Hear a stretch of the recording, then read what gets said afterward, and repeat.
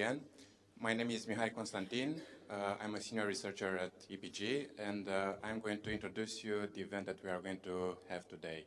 So we are going to have a full half a day with a lot of wonderful speakers representing both decision makers, but also experts to the renewable acceleration areas topic.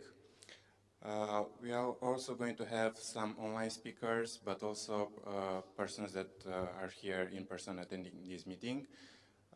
We have also a lot of persons attending this meeting from Hungary and Bulgaria. Unfortunately, they're going to attend this meeting online. Also in online, I hope that everything is okay and you can hear us well. Okay. So, I'm going to start today by introducing you the agenda and the speakers that we are going to have. We are going to have a first introduction of the organizers of this event, and we are going to present first of all the presidents of the two organizations. We are going to have Mr. Radu Dudău on behalf of Energy Policy Group and Mrs. Orieta Hula on behalf of WWF Romania. Afterwards, we are going to have a presentation with the results that we have achieved so far in the project, what we are going to have, what are going to be the next steps, and briefly the main results that we have achieved until this moment. Afterwards, we are going to start first panel discussion in a session with several speakers, both online and in persons. So we are going to start with Mrs. Paula Dorado. She is representing DGNR. Unfortunately, she will be attending this meeting online. Afterwards, we are going to have Mrs. Anca Bujor on behalf of Ministry of Energy from Romania. We are also going to have Maria Vasilieva on behalf of the Ministry of Environment and Water from Bulgaria, and Mr. Balint Egerhazy on behalf of Ministry of Energy from Hungary. This session is going to be followed up by a short break, and afterwards we go to the next panel where we are going to have experts from the relevant topics like energy, also biodiversity conservation, and so on. So I'm going to start with Mr. Christoph Juhas. I hope that I'm pronouncing correctly. He's an expert that has helped us in elaborating a methodology on how to map and designate the renewable acceleration areas. It's a methodology that we are going to publish in the following period. We are also going to have Mrs. Paula Corban-Pelin on behalf of Romanian Wind Association, Mr. Marius Nistorescu from EPC Environmental Consultancy. They are experts when it comes to biodiversity conservation. And we're also going to have Mrs. Brigita Leniel, I hope that I'm pronouncing correctly, on behalf of Ministry of Agriculture from Hungary. She's coordinating the Natura 2000 sites in Hungary. And we are going to end up with conclusions and wrap up. I'm going to introduce, first of all, Mr. Radu Dudău and Mrs. Orieta Hula.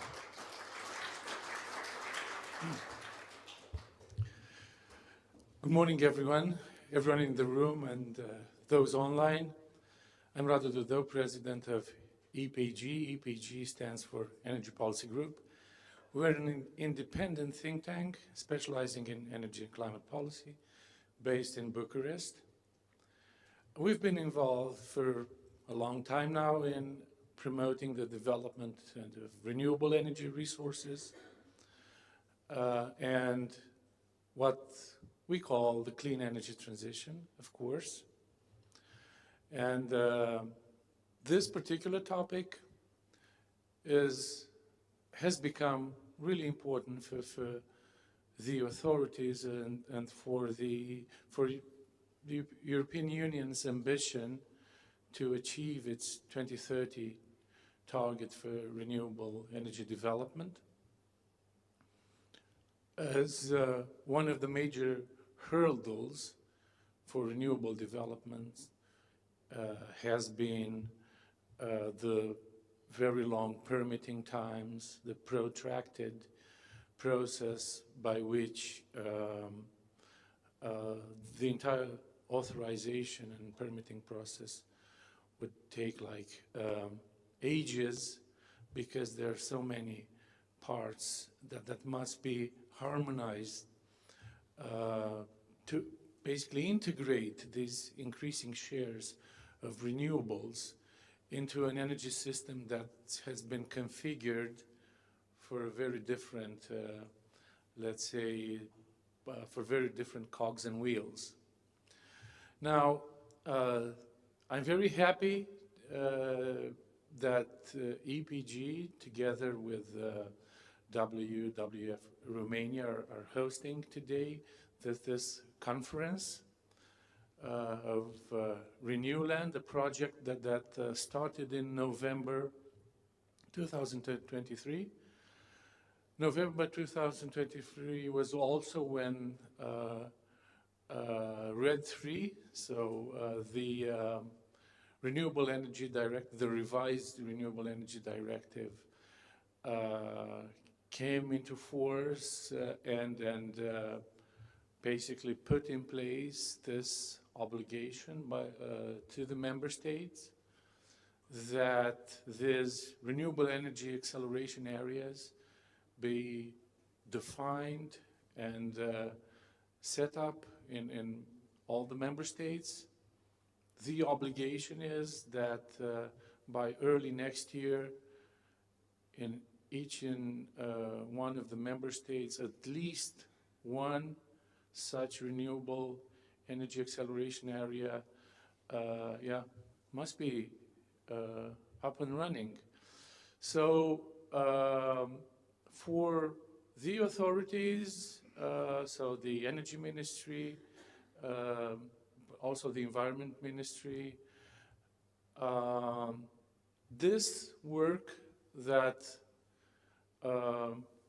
we are doing, so EPG, but also WWF, which is, I dare say, the main organization by numbers.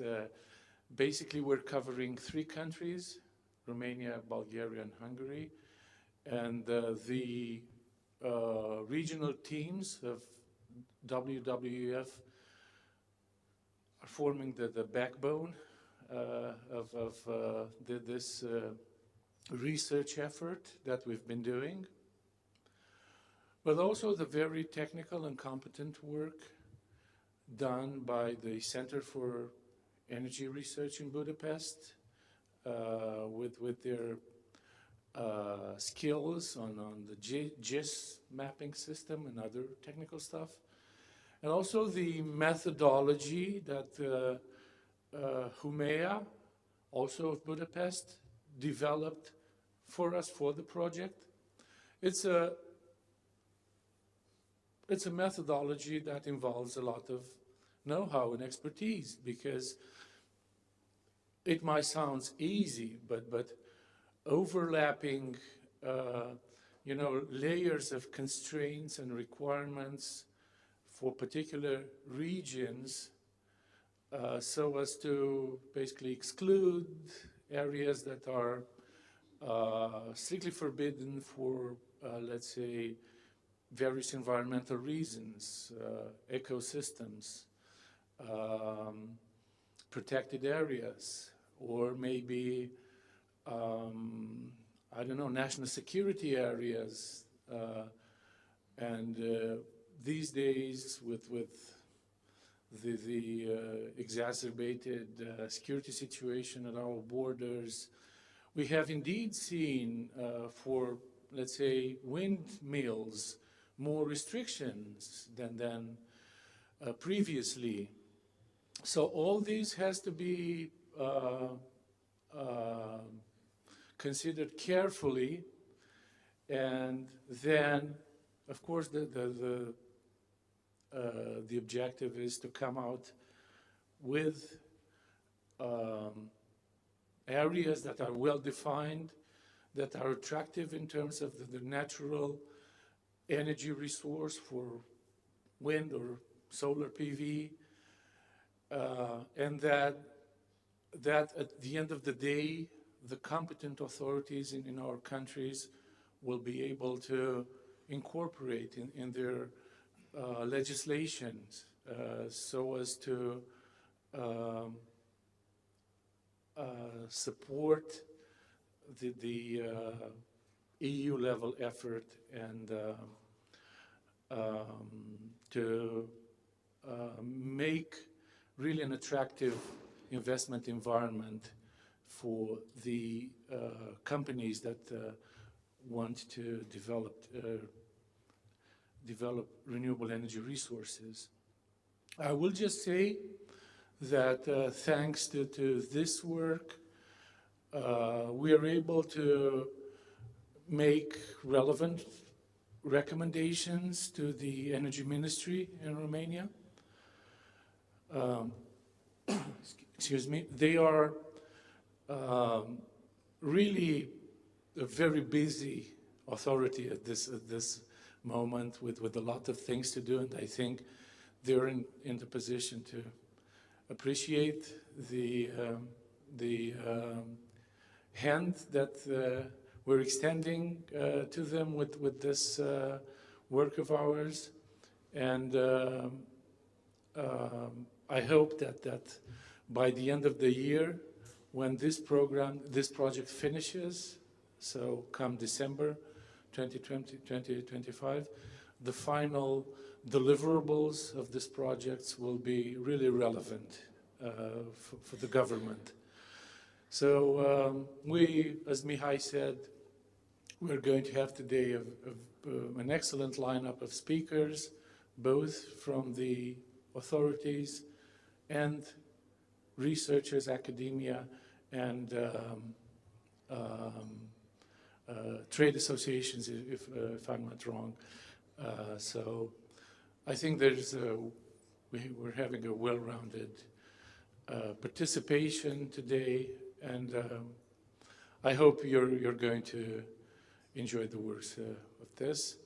And now I'm going to invite to the microphone Mrs. Orieta Hulea, the president of WWF Romania, please.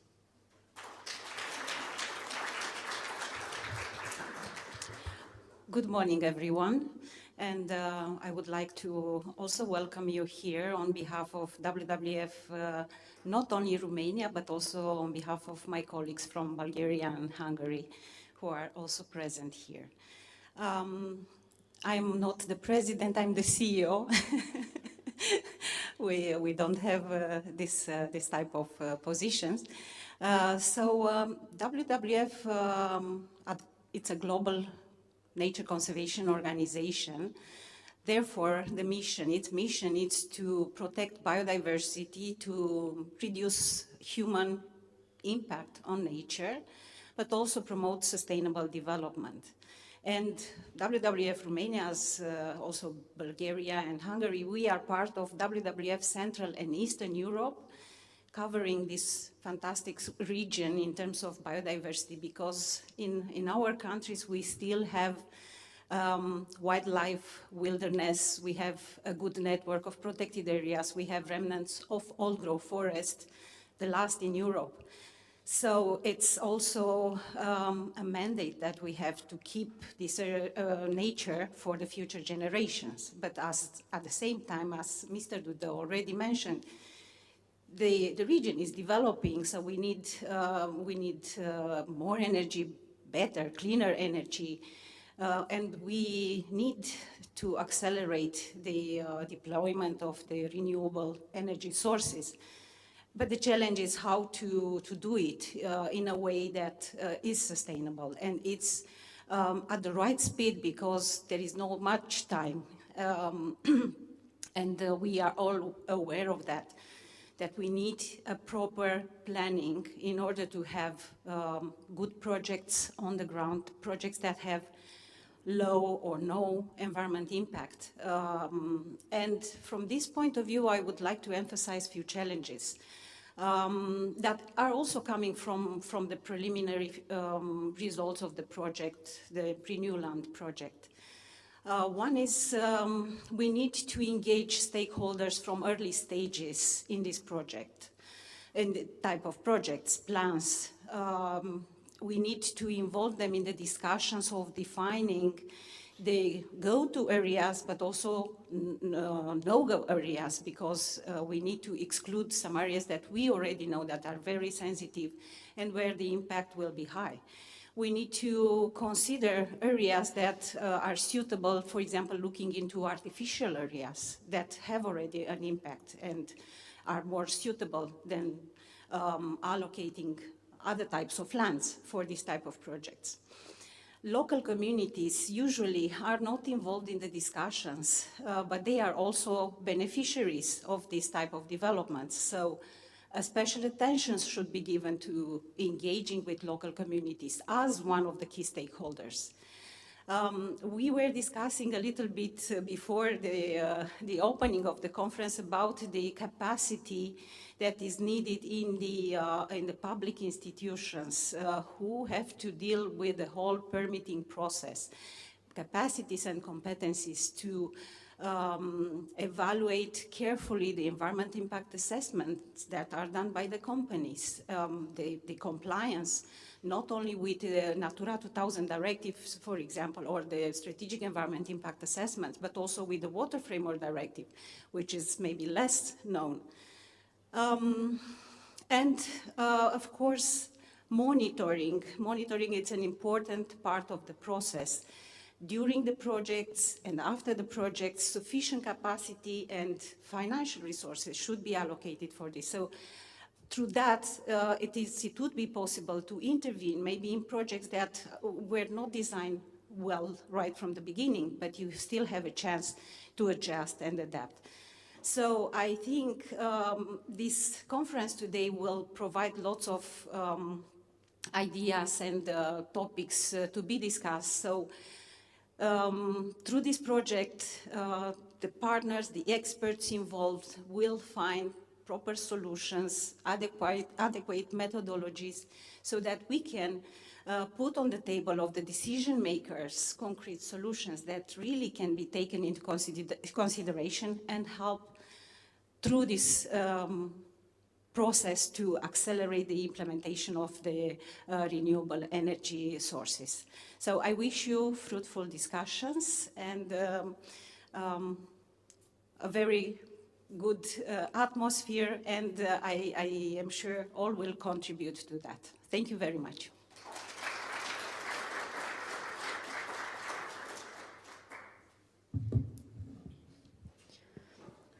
Thank you both for the introductory remarks, and good morning, everyone.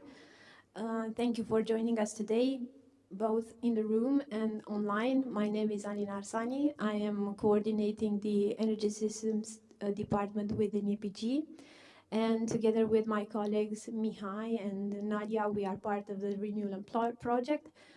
I will share some highlights with you regarding our work, and I would like to say that it is a privilege for me to present the outcomes of the project, considering the effort and dedication of the consortium partners involved in the project, and especially today because it's my birthday.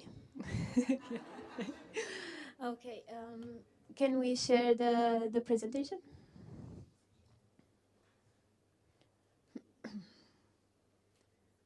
Okay. So I will be brief, a little bit of regarding the EU context, but I think that both Radu and Orieta have already presented some of the highlights. RENewLand objectives, progress so far, and of course, next steps.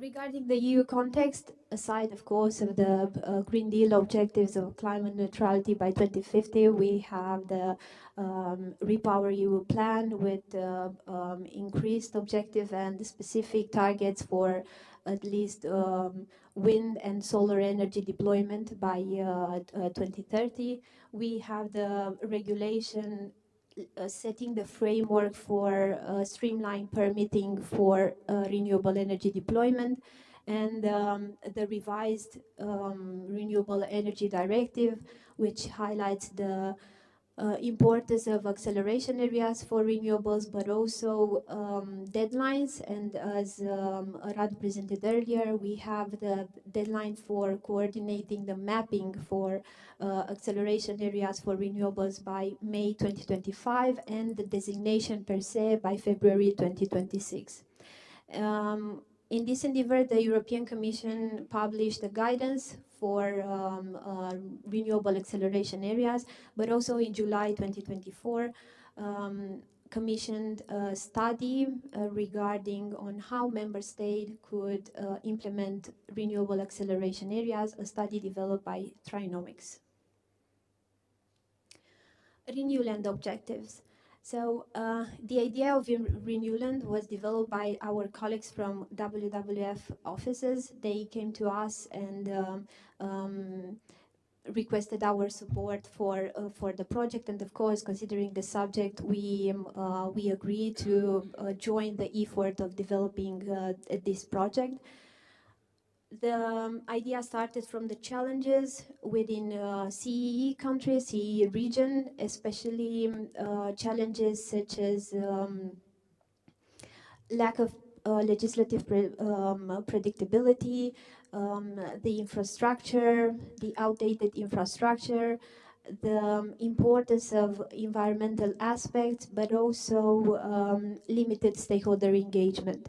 So the objective of the project was to support the authorities with science-based analysis, with tools that we have developed and we will further develop in the following period, so that they can use this information and to also support with stakeholder engagement activities throughout the process. The project started in November 2023, and the project partners are, as mentioned previously, EPG, WW offices in Romania, Hungary, Bulgaria, and the Center for Energy Research that is supporting us within the project with the technical GIS analysis. And the countries covered are Romania, Bulgaria, and Hungary.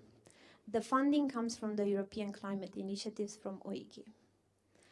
Project progress so far. So we started with identifying key challenges through various stakeholder engagement activities. We organized 3 workshops per countries, 3 roundtables, so 9 in total. And the roundtables focused on identifying challenges from the perspective of the industry. That was the focus of the first workshop, from NGOs and academia throughout the second workshop. And the third workshop, we wanted to put together industry, academia, and environmental NGOs and public authorities to discuss the key challenges identified. The participation was on average like 30 stakeholders per country during the process, and after that, we established a couple of principles. So one document, one national document per country, where we highlighted the main principles that should be taken into consideration when mapping and designating renewable acceleration areas. The key highlights from these documents, from the principles, were related to the importance of developing a platform, a consultation platform with experts from the industry, from environmental NGOs, from academia, but also supported by public authorities to discuss various stages of the project. Then the other aspect was the access to data, to spatial data, updated, and of course, especially the access. The third topic was the idea of selecting areas that are anthropic, artificial, or degraded to focus specifically on this area and to try to minimize the impact on the environment. And the fourth principle was related to the need for investment in grids, transmission and distribution grids, to support the accelerated renewables deployment, and also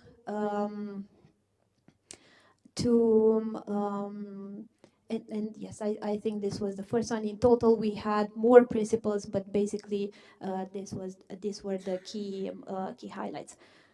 Throughout the project, we also developed a report where we try to learn from other European countries in terms of good practices for renewable acceleration areas. We subcontracted Trinomics to do this work. Basically, last year, the report was published and was also disseminated through an online webinar. The report focuses on countries such as Czechia, Croatia, and Portugal, where we selected those countries because of the fact that they were more advanced in the process of mapping acceleration areas for RES, but also because they have structural similarities with CEE countries. Then we developed a methodology with the support of HUMEA. We subcontracted HUMEA to develop a methodology regarding the identification of acceleration areas for renewables. The methodology includes information such as multi-decision making process criteria, and also GIS specific steps, data requested for this analysis, and analytic hierarchy process that should be taken within this process. So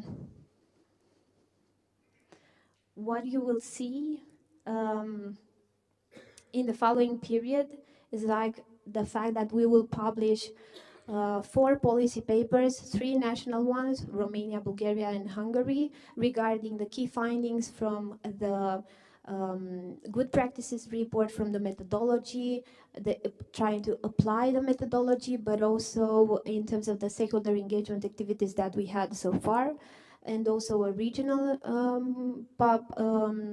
public policy. And then these documents will be published together with the methodology so that both authorities and the public at large could have access to it. And in terms also of the next steps, we will apply the methodology and test it through a pilot region. Our colleagues from Hungary are the most advanced within this process, and the colleagues from Center for Energy Research have already developed a map that you will see there. It is a mock-up, it is a testing one. And what you see there for a pilot region in Hungary, what you see there is that the white areas are the no-go areas. The red ones are with less, they are less suitable for acceleration areas, while the green one are the most suitable for renewable acceleration areas.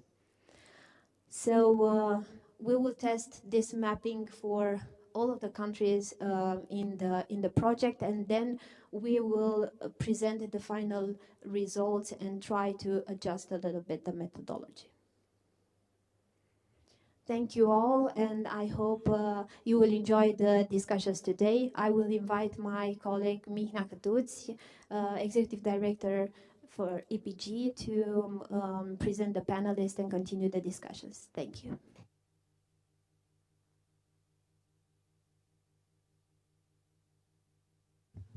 Thanks a lot, Alina. Thanks for the presentation and for introducing this project. We now have a panel in which we will discuss where all the member states that we are covering are with renewable acceleration areas.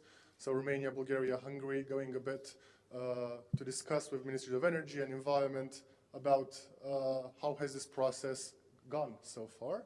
But of course, we will start with a short presentation also from the European Commission, who is having the oversight over this entire process. So We'll sit down for the panel. I would like to invite Ms. Anca Bujor, who's here with us, a senior counselor at the Ministry of Energy in Romania, and Ms. Maria Vasileva, who's an expert at the Director General for Climate Change at the Ministry of Environment and Water from Bulgaria. Thank you for joining us in person. And we also have online with us Paula Dorada Miranda, who's a policy officer at the Renewables and System Integration Policy Unit at DG Energy, and Mr. Balin Degerhazi, who's the head of unit at the State Secretariat within the Ministry of Energy at Hungary.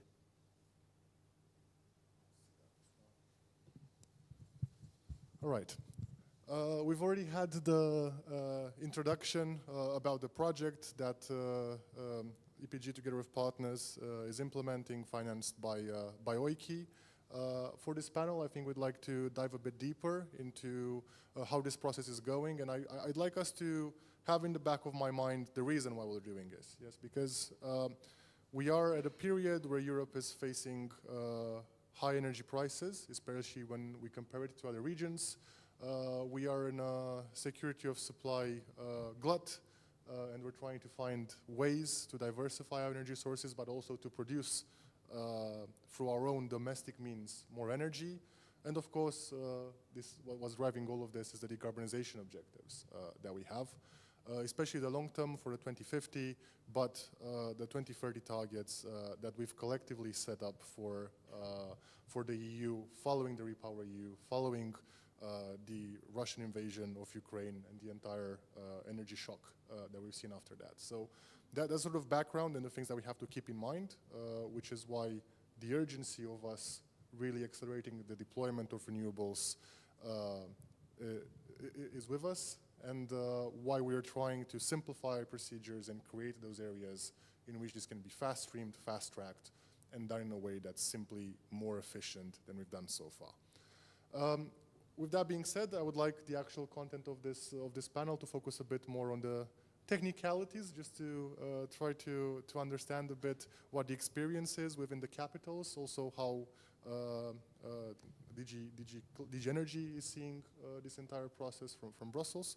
What we'll do is we'll have a short roundup of everyone's presentations about where this process is, how the European Commission sees it.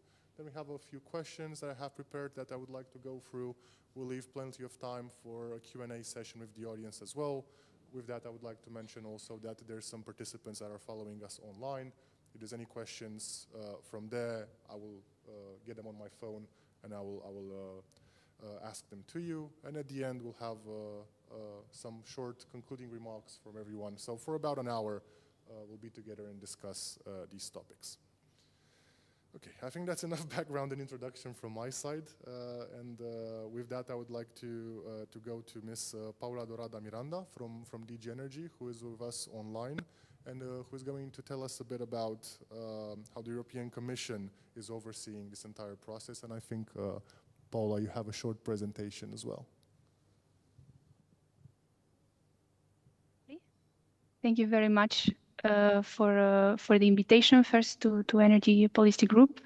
I'm very sorry that I am not able to be there in person with you, but well, thanks to technology we can still be a bit closer to each other. So thank you very much also for the introduction you have done to the panel. I think that you have defined very well the context, the high energy prices, the invasion, the Russian invasion into Ukraine, the competitiveness, need for competitiveness, and actually renewables reply to these problems. Renewables are crucial to contribute to all of these objectives. So to fight climate change, to enhance energy independence, competitiveness, to provide affordable energy. And this is why accelerating renewables has been quite high in the agenda and is still quite high in the agenda for all of these objectives, let's say. I wanted to maybe just first explain just a tiny bit what the renewables taxation areas are what the renewable energy directive, the revision of the renewable energy directive has brought up in terms of permitting, and yeah, a tiny bit on what the Commission has been done in this regard. If that's okay, I will try to go a bit quick. I don't have a PowerPoint presentation. I hope that's okay. As you know, the revised Renewable Energy Directive was revised in 2023, and it raised substantially the binding Union renewable energy target to 42.5% at least by 2030, but with an aspiration to reach 45%. And just as a reference, the previous target was 32%, so you can see that there is quite a leap. This revision, it fosters the renewables across different sectors, heating and cooling, buildings, industry, transport. It also ensures a more sustainable bioenergy production, and it brings some advancements also on permitting for renewables, and let's say on this type of more horizontal and cross-cutting measures to promote the deployment of renewables. So on permitting specifically, it introduces a simpler and faster permitting in general, especially for let's say those type of projects that are expected to have least environmental impact, just repowering of existing renewable energy plants, small-scale solar installations, solar and artificial structures, or heat pumps. And most of these rules had to be transposed by July 2024. So the Commission is currently checking whether member states have fully transposed them. Then it also introduces a mapping obligation on member states. So member states have to carry out a coordinated mapping exercise to map the areas that are necessary to meet the national contributions to the EU 2030 renewable energy target. So when carrying out the mapping, member states have to take into account the resource potential for the different renewable energy technologies, energy demand, and infrastructure availability. And this obligation has to be transposed by May 2025. And getting to the topic of today, as part of this mapping, member states have to designate as a subset of those areas renewables acceleration areas, which will have specifically short permitting procedures. And this has to be transposed by February 2026.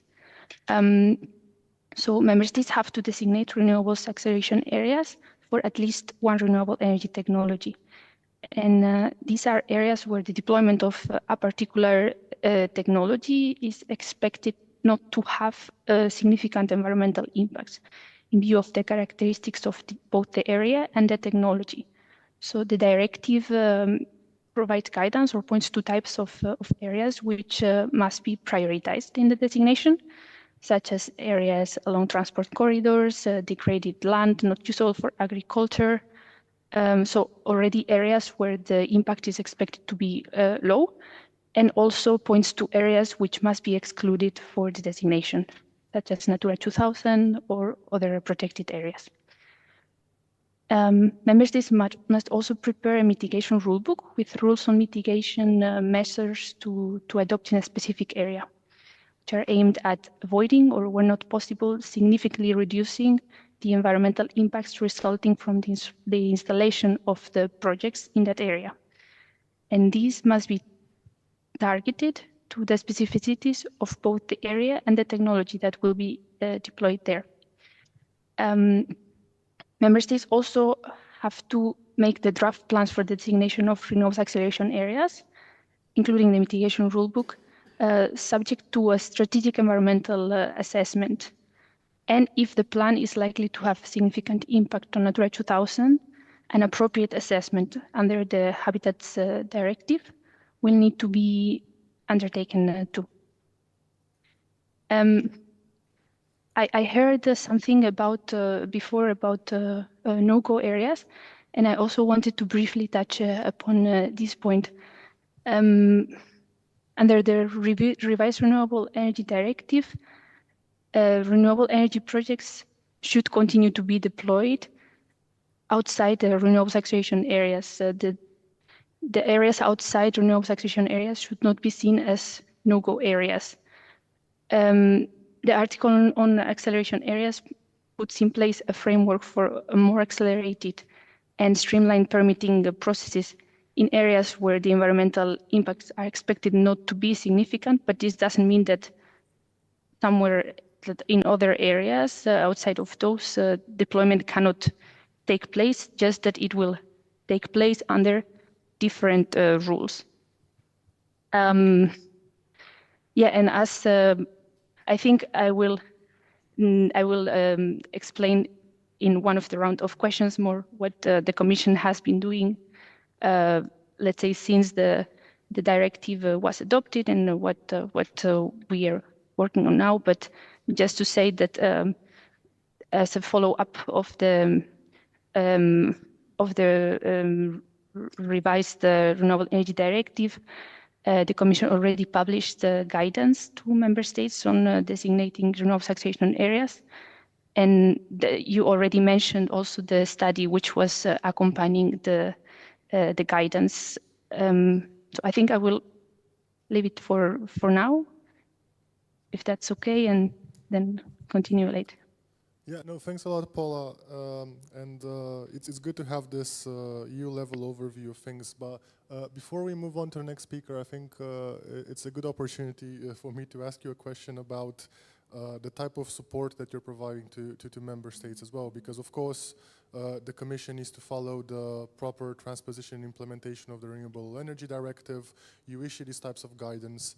But then it's also a matter to some extent of admin capacity, because we all know that we need faster permitting, but the success of that is also linked to the ability of the individual member states to implement these rules. And this does not apply only for energy, it applies more broadly to all of the ambitious objectives that we set up and all of the fast streaming processes that we are elaborating.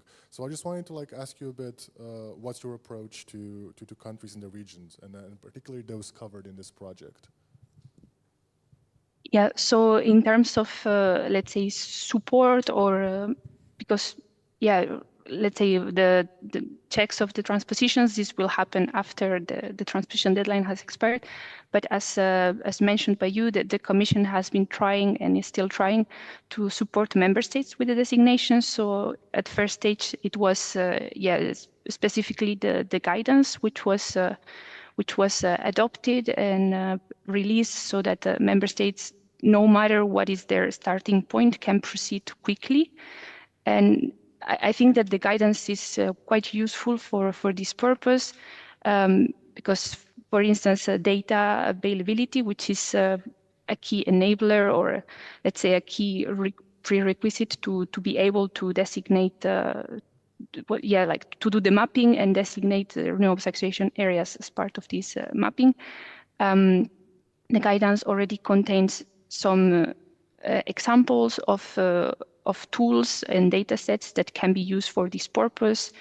There are also examples of the potential environmental impacts of onshore, offshore, and wind and solar PV, also to help and guide member states in taking the decisions, as well as examples of mitigation rules that can be used to counter the potential environmental impacts identified.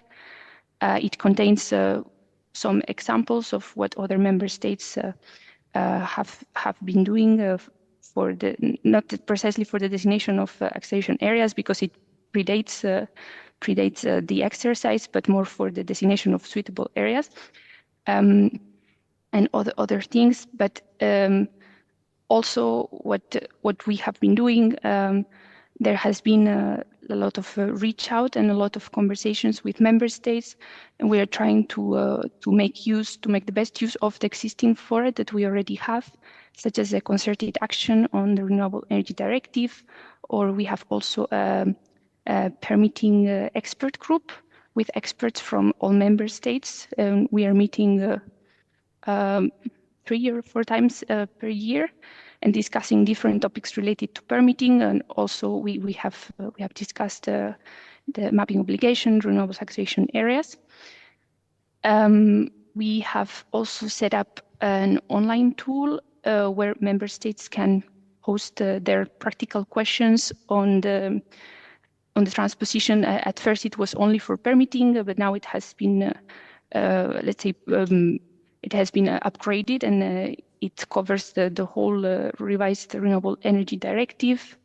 And then you were mentioning also that another problem, another issue is the capacity building, and on that there are also some there's some technical support instrument that it's available for member states, but and this technical support instrument is tailor-made to the needs of the member states, but it has to also be let's say, asked by the member state. But there's also this possibility of providing technical support, technical assistance, which also has been done in terms of permitting. We have also seen some examples. All right, fantastic. Thanks a lot, Paula, for going through all these efforts that you're doing and coordinating.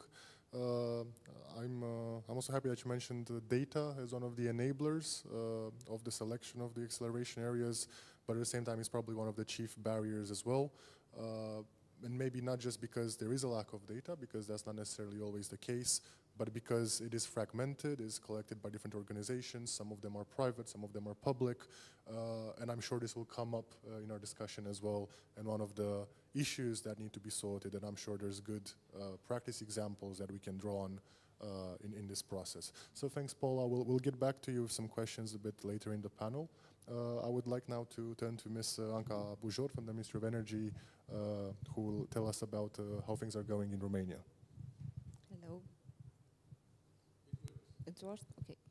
Thank you. Thank you for the invitation. My name is Anca Bujor, and I'm a Directorate of the Renewable Energy Directorate and Mineral Resources within Ministry of Energy. The concept of renewable energy acceleration areas gain attraction with the revised directive, RED III, everybody, and with the transposition of that directive. And it was clear that the national authorities have an obligation to accommodate those provisions that are there. I will tell you more about that, how this process is going, about to put in place the policies in legal framework. The transposition had started about 1 year ago or more, and it is made by a government emergency ordinance, and now it's in approval stage at the governmental level. So, being in this stage, I think we will fulfill our deadlines for mapping and designation areas, even is the legal framework is not in place right now, but will be in a very quickly time. And we are making actively steps to have those plans or mapping in place and making steps forward. So Paula will have no complaints, about the transposition.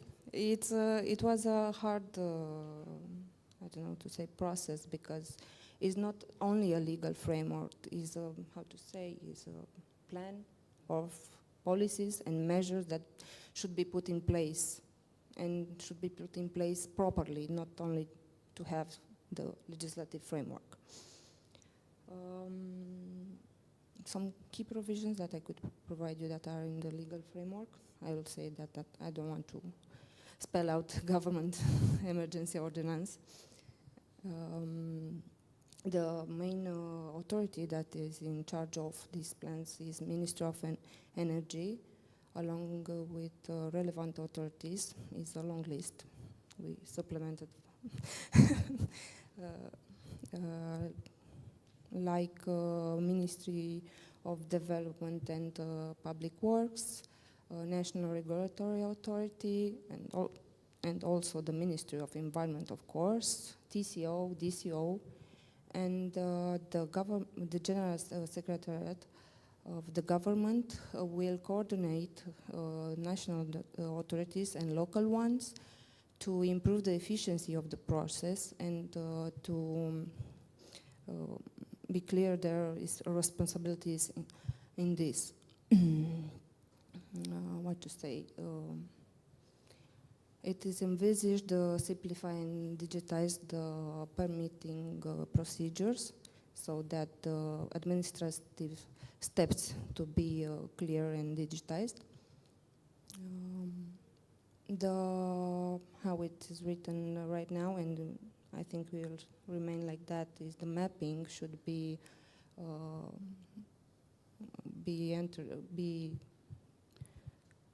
in place after the 6 months after the government will be approved, and after that 18 months will be, the plan should be approved by a government decision that will be promoted by the Ministry of Energy, and we will have in place then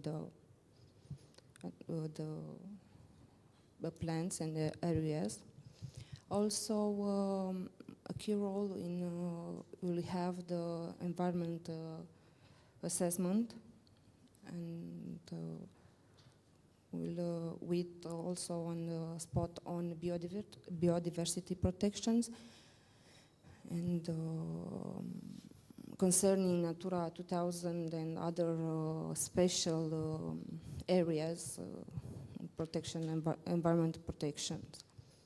Within this process, we think that the cooperation between public and private sector is essential. I think there'll be a cooperation in that sense.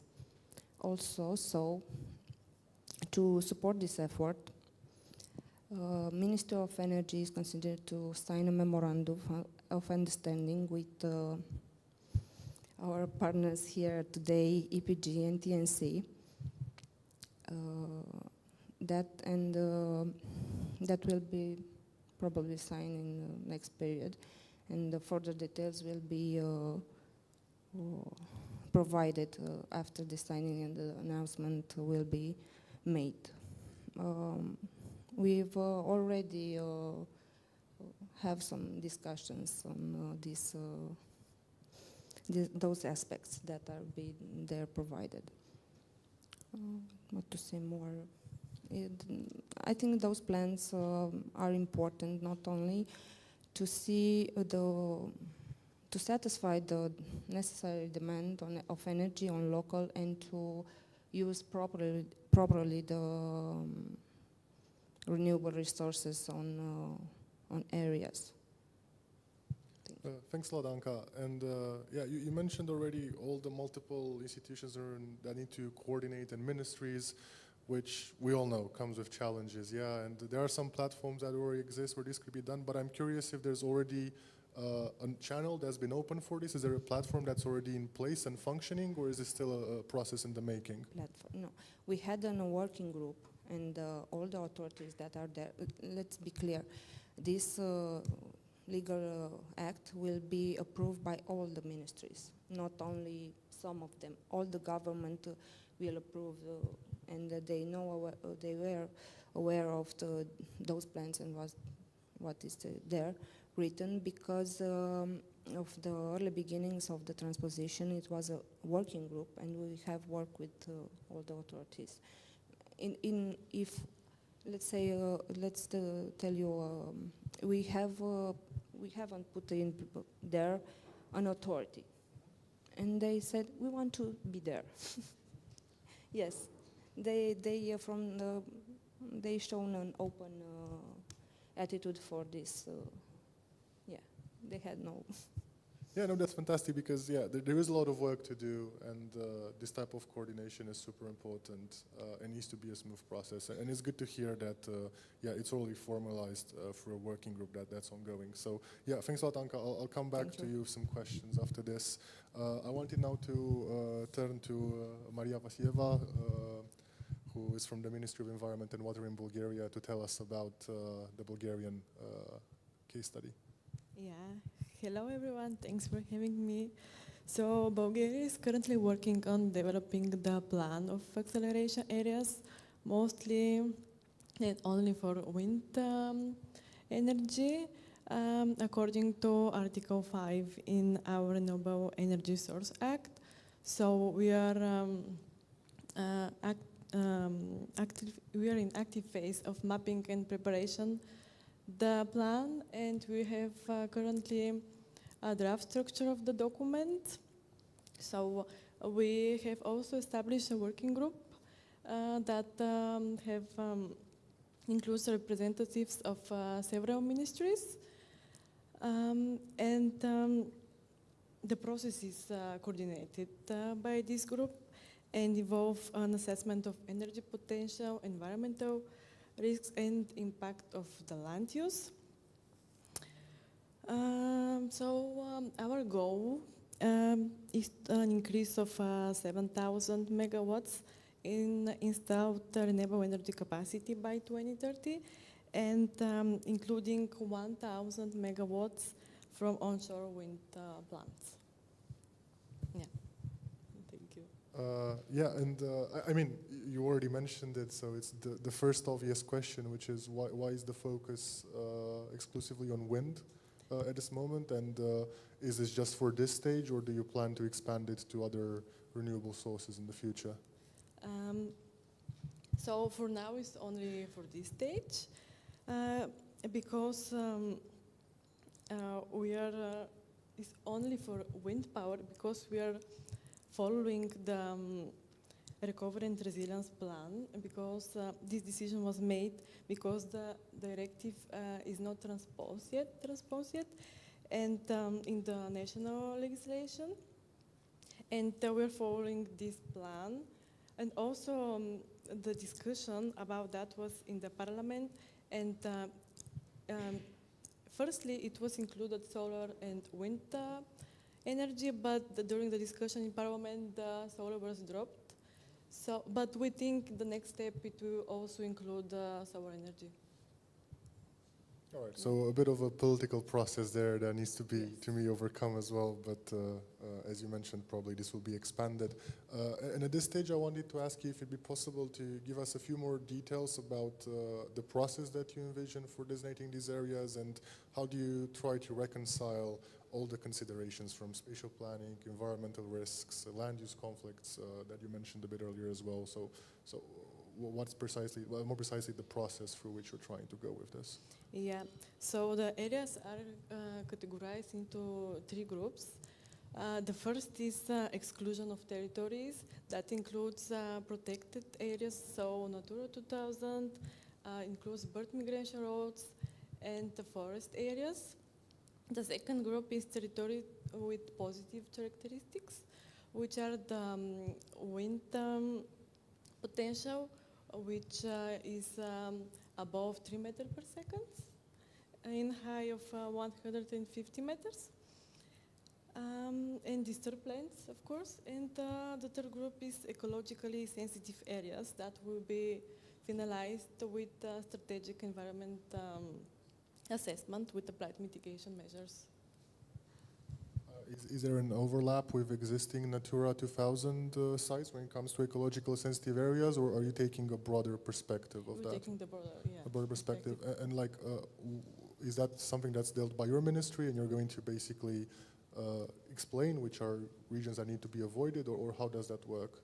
So our ministry, the Ministry of Environment and Water, is the secretariat of the working group. So we coordinate mostly, but everything we talk with the other ministries, with the other representatives, and especially our ministry is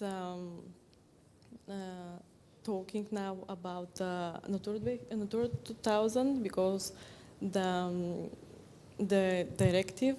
directory is in our ministry. But for example, we have some problems with bird migration routes because we don't have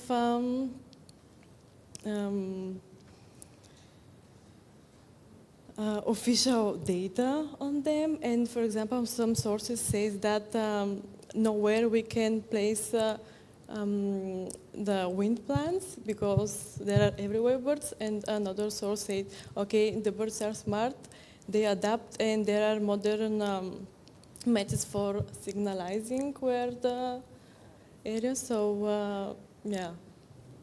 All right, thanks. And I'm sure our friends from WWF Bulgaria probably already have some data on this and work. So yeah, I'm sure they're well involved in this process. Yeah. So thanks a lot, Maria. The same as for others. I'll get back to you a bit later. I wanted to turn to the last but not least participant in this panel from Hungary, to Mr. Balint Egeházy, to tell us about how the process is going there.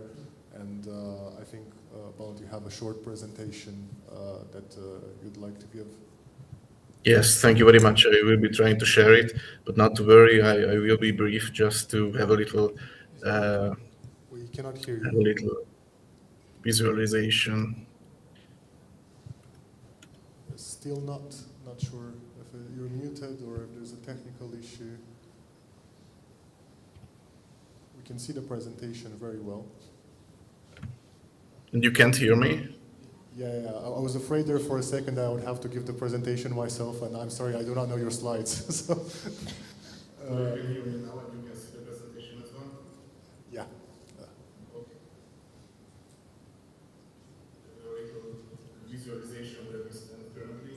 So in Hungary, before RED 3, there was the RED form for go-to areas for wind power plants.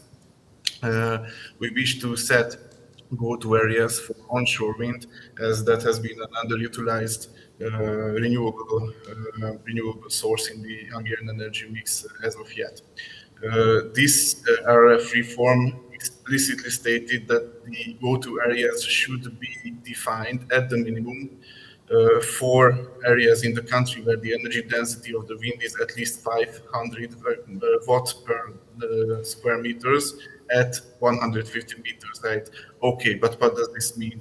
This is what I have thought about the little visualization. You can see the 500 watt per square meters at 150 meter height for wind energy in Hungary. The black areas are this, and this still didn't help us. This is why I really appreciated the RENewLand project in its infancy as well, even because I can appreciate what a huge data you need to gather to explicitly state safely what acceleration areas can be focused on in a nation. Because even this is the 12% of Hungary. If you deduct all the nature conservation areas, the built-in areas of the country, this is a much smaller number. And I am also showing you the northeastern part of Hungary. Please don't photo this diagram because it's very ugly. I just need a few minutes to show you all the complexities involved, and these are not even all of them. So if you deduct all the natural parts, deduct all the Natura 2000 areas from these 500 watt per square meters energy density areas, you get a much less space, and you really have to think about this space even in the context of all other natural aspects, like for example bird migration, forestry, or any other aspect. And there are still some difficulties regarding governmental and other priorities regarding these areas. For example, there are these tricky questions as I have posed them. The defensive zones are under other installments. For example, in Hungary, the Ministry for Defense set a 12-kilometer no-go zone for military radars that is appended upon these no-go areas for natural conservation as well. There are areas for construction and land coverage. And beyond natural coverage, there may be extended defensive zones for forests, which we are in talks with the Ministry for Agriculture as well. So the classic example of ecology versus climatology is very apparent here for acceleration areas and for wind energy in particular. And we are in the process of going through these necessary questions and maybe setting a clear example of acceleration areas, because we don't want to set two huge areas where we then cannot guarantee, for example, slower permitting processes. This is the slower permitting process is the real bottleneck here. We have to be thorough, and I really appreciate the project and what you're doing. This is what I wanted to share for now. Thank you. Thanks a lot, and thanks for highlighting this ecology versus climatology, which perhaps it can be viewed as a tension, but also it's a matter of competing objectives that we have. That is not only about climate change mitigation, it's also about preserving the biodiversity and the ecosphere to the greatest extent possible. And we know this is challenging. We've had a lot of conversations. We've integrated the views of many stakeholders coming from different perspectives. And this is tough, but it's a process that's necessary, and I'm sure with input from all relevant partners, it will be done. I do have a question, because Hungary is situated in an area where there's a lot of bottlenecks when it comes to transmission lines, to interconnectors. There's this constant discussion about the difference in energy prices between Southeast Europe and the rest of Europe, and we know this is a challenge that we're facing collectively. How are you taking into account grid integration when it comes to designating acceleration areas? Well, maybe,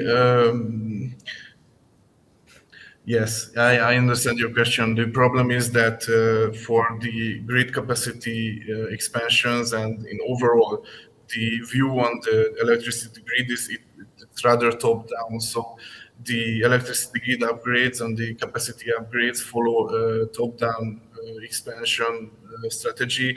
When a new entry into market appears, then they can understand it as a capacity increased need, and then the TSO and the DSOs start on viewing it as a need for capacity expansion.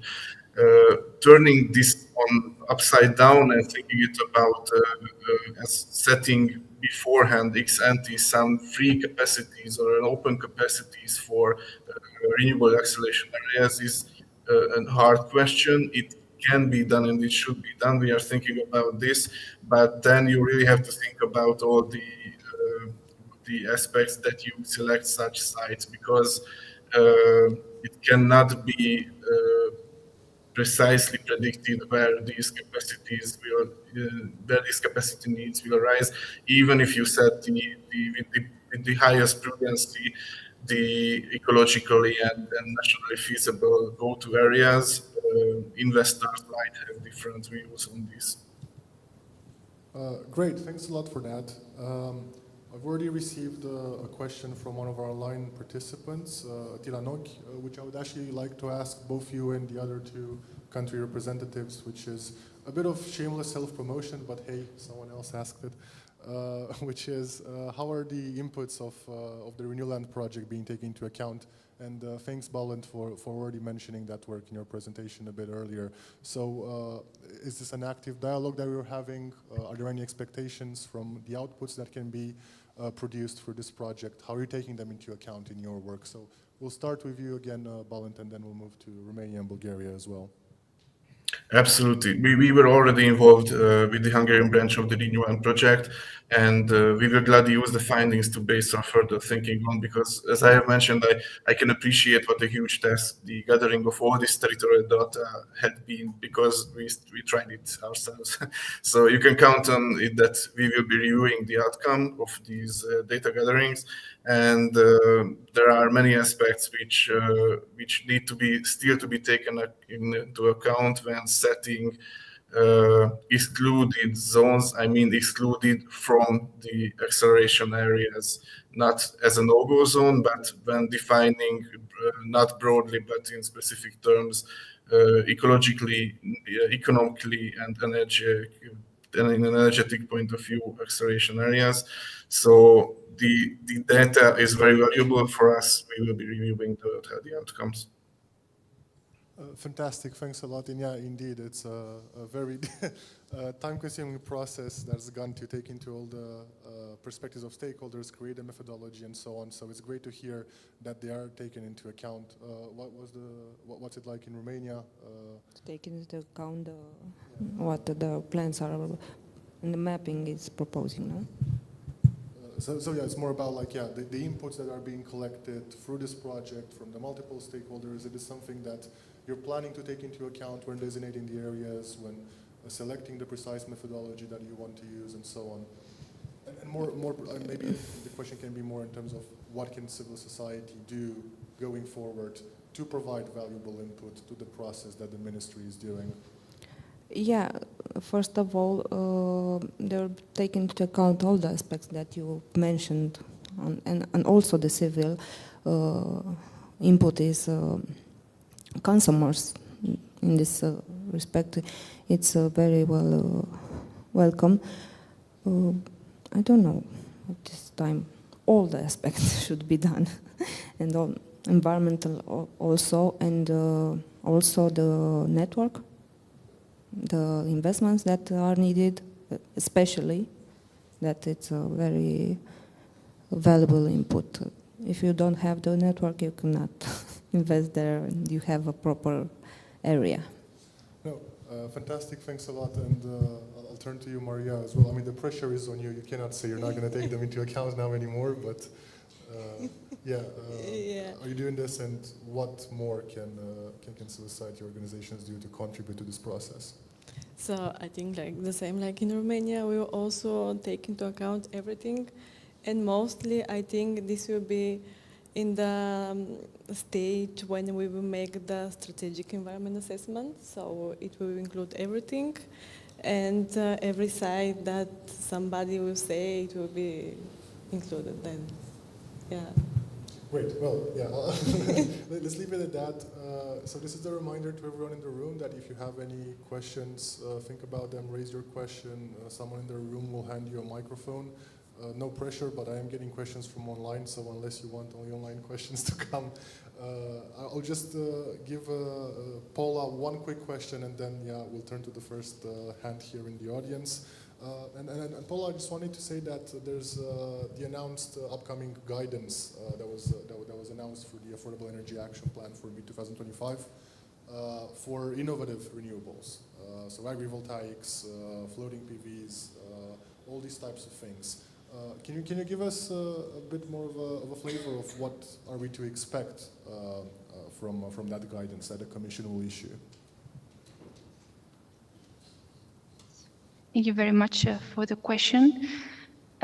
So this is a guidance that and recommendation that originally was already, let's say, advanced in the EU Solar Energy Strategy, which was adopted in 2022 as part of the Repower EU plan. So this guidance, what is going to look at, and the recommendation is mostly at the barriers that what we have called innovative forms of deployment face, and innovative renewable technologies, and at good examples of how to address those barriers. So these innovative forms of deployment, and we believe that they are important. For instance, for solar, let's say, just to put an example, the targets that we have for solar for 2030 through the solar strategy are quite ambitious, let's say, but also the targets we have in general are quite ambitious. And while through the policies, legislation, there is already, let's say, prioritization towards let's say, installation of solar on artificial areas, on rooftop with a rooftop mandate, for instance. And there is also a recognition that utility scale solar will also be needed in order to reach these targets.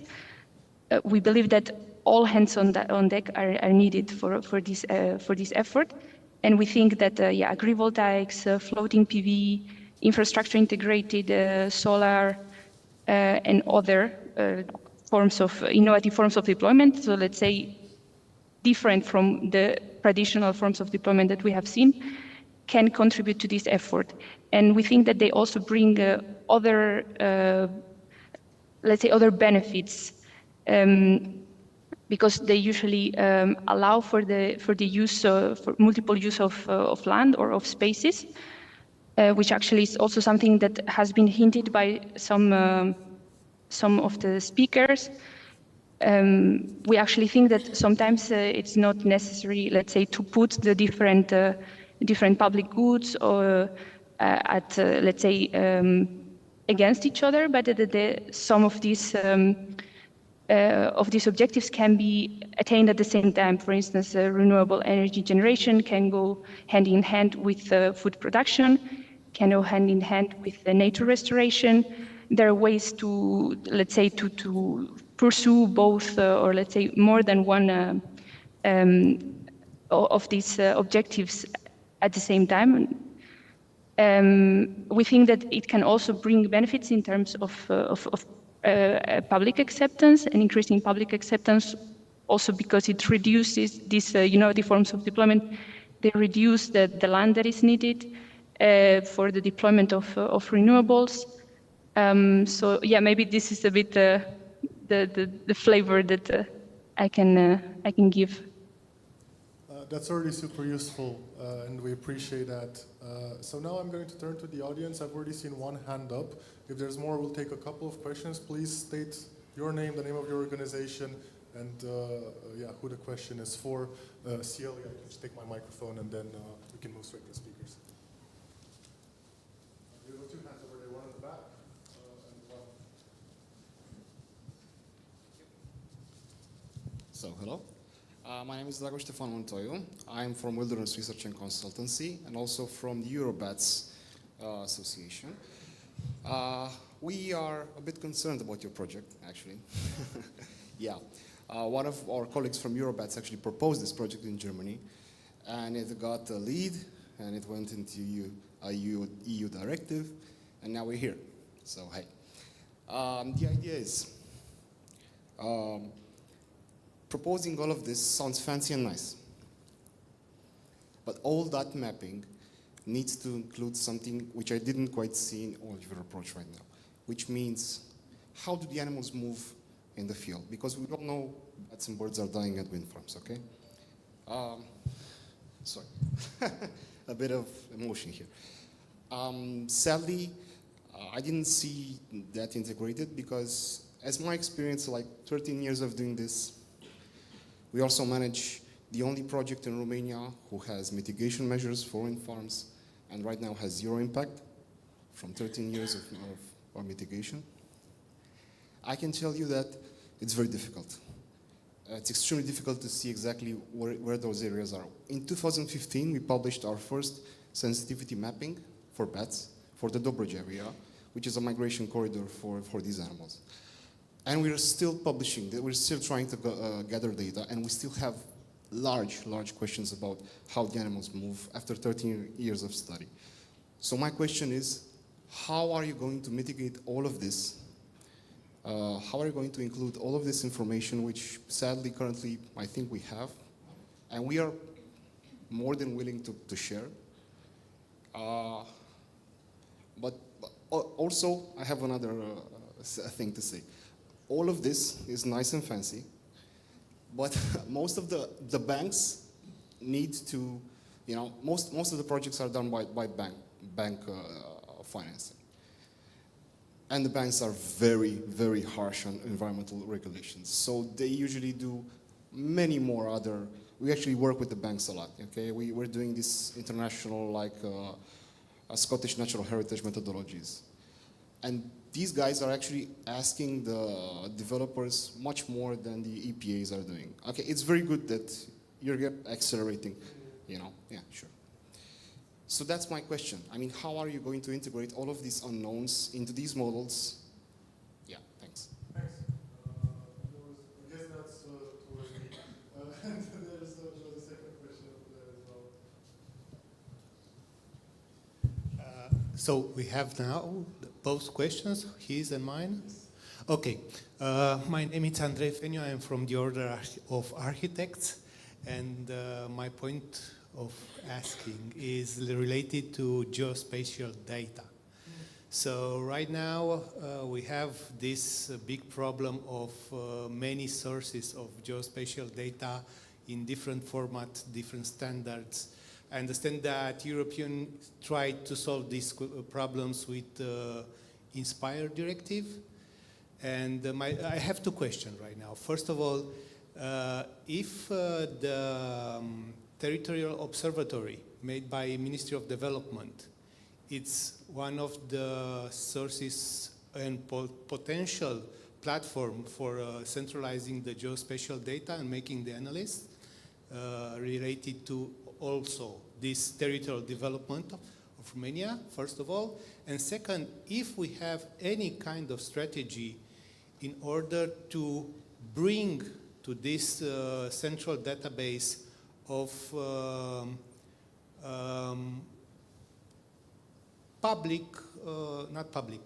private initiatives related to georeferenced information. Because we have a lot of ONGs that collect data. Okay, a lot of actors that stakeholders that collect data, and if that data could be bring easily inside of, let's say, this Observator Territorial of Romania.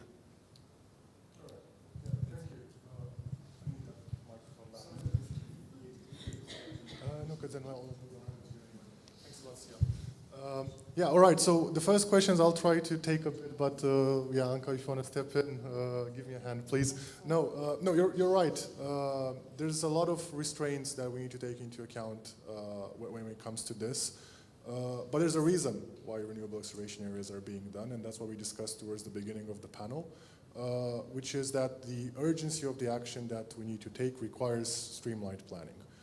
Of course, this makes this phase, which is the select the methodology, selecting what data you use, what are the criteria you take into account when you select those areas, that more important. Yeah, so probably there's a time to ask the type of question that you're asking, and I think that's important. At the same time, any anthropical intervention has an environmental impact. Yeah, so it's not a matter of completely mitigating all of that impact. I think that's probably unrealistic. It's a matter of minimizing it, yeah, minimizing the impact as much as possible. I'm not particularly aware of any input that, sorry, I wasn't as involved in the project that you've given into the project, and if that has not been taken into account. If that was an issue, we're very happy to discuss. I'm sure the ministry, there will be discussions with all the environmental organizations going forward, and it's important to get this right. And that's the best answer I can give you at this stage, which is that it's good that we're having this conversation. Thanks for raising that point. And of course, we want to make sure that the impact is as small as possible. And we do have an entire panel, I think, on precisely this right after the break on reconciling environmental and renewable objectives. Alina, I can give you the question, the hand in a moment, but I think maybe to Anka first to answer the question that we got about yeah, the use of data, of geospatial data, and geospatial data is from Ministry of Development, but of course on this section, although many of you present today will be invited to in the consultation of mapping, and you can bring outputs. We don't aware of inputs, even those are negative. And also the Ministry of Development will be involved, and maybe they will have an, I don't know, how to address this issue. Thank you, Hanga. Just to follow up on what Mihna mentioned earlier regarding the first question, that I think that we know each other from the workshop on environmental topics. Well, within the methodology that we are trying to apply currently for the pilot areas, there is this analytical hierarchy process that takes into consideration 3 scenarios: environmental, socio-economic, and technical. And we agreed upon the consortium members that we will focus on higher contribution of the environmental aspect. And through this analytical hierarchy process, we have 3 sub-indicators regarding the environment and also the intensity of biodiversity is taken into consideration. Still, of course, it can be adjusted. It can be, we can add most probably other indicators as those suggested by you, but just take into consideration that we are focusing on this, and the environmental aspects are really taken into consideration within RENewLand. And regarding the work of the Ministry of Development, we had within one of the workshops a representative from the Ministry of Development, and they said they have some challenges in terms of other authorities sharing the data. So they are willing to support, they are open, but they also need support from other authorities. Thank you. Thanks a lot, Alina, for the backup. So, yeah. Of course, it's a process that can be further refined, and thanks, Alina, for outlining precisely what we're doing. So we're getting towards the close of the end of this panel. I don't see any more hands raised. I do have a couple more questions on my phone from Attila Nog. So what I will do is I will turn to everyone in the panel for some concluding remarks about what are the challenges that you foresee for the upcoming months, what type of input can be given by organizations again, and I think quite one of the questions that I've received here is when will the public participation process take place? When can both NGOs and other institutions and organizations give their input? And for Romania, I'll add one small question which has been given here as well, which is, are we looking, what technologies are we looking at when it comes to acceleration areas? Because we've heard already that in Bulgaria it's mainly wind for now, and probably the question is, if that's the case also here, what are the other technologies that we are looking at? So let's go Romania, Bulgaria, Hungary, and then the final word to the European Commission, if Paula is still with us. Okay, on the main challenges, inputs. Yes, I'm right. I'm right. Main challenges that we are foreseeing, we are seeing from the next period, maybe in matter of time, is the environment assessment, because it's not an easy procedure, and it should take properly for the areas. And maybe I'll see a challenge for the reducing the period for administrative permit granting and also for grid connection procedures. I think this will have a key role, the contact point, that has the role to integrate the existing licenses and to put together in the all licenses on the same nature to have a simplified process. And you ask? Yeah. And the technologies? The technology mainly, at this time, wind and solar. All right. Because we have data there. Easiest, but we cannot exclude others. What about geothermal? Is that on your radar? Yes, it is. Yeah? We have it. We are not. All right, perfect. Maria, so for you as well, challenges in coming months and about the public consultation process as well. Yeah, so the main challenge is the lack of data, of course the GIS data, but we are managing it with other ministries, and also the balance between the energy goals and the biodiversity conservation. And for the public discussion, it will be, I think, after the strategic environment assessment. Yeah. Fantastic, thanks a lot. Bolland, if you're still with us.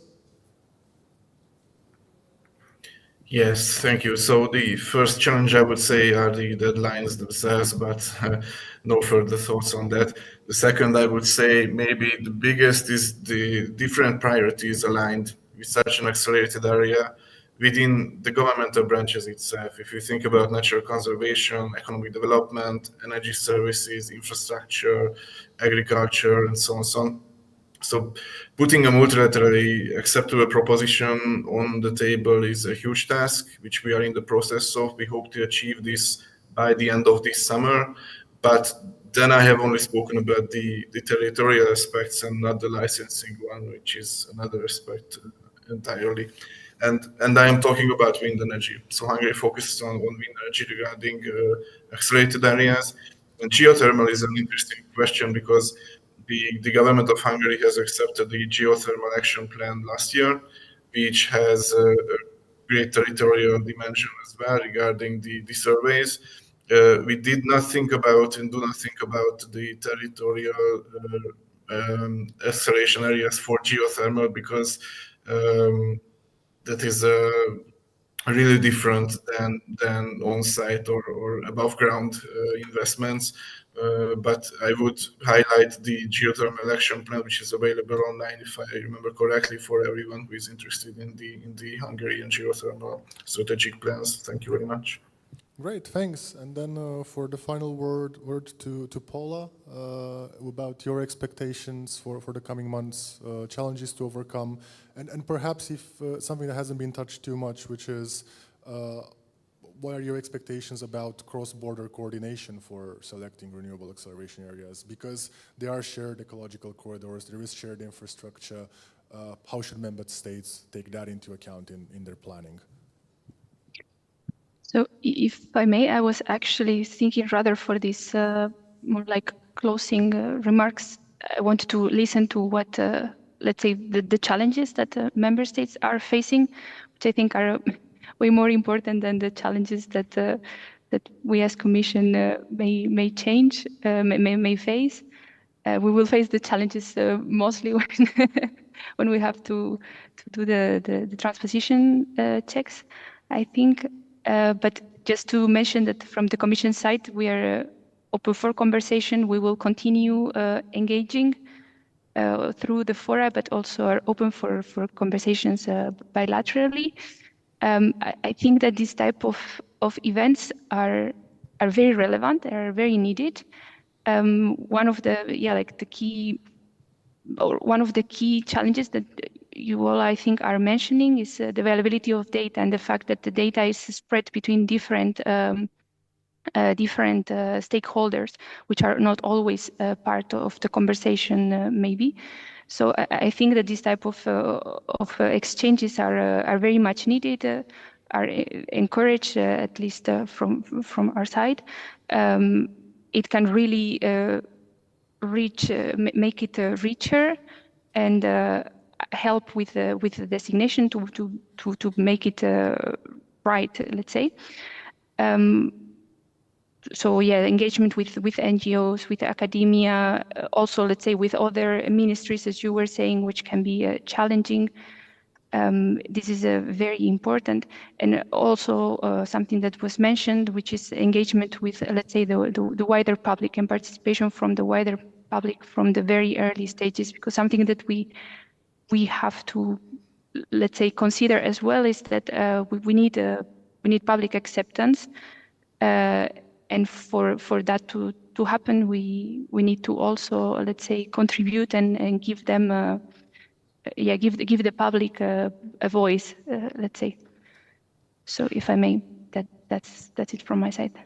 Thank you. All right, great. Thanks a lot to everyone.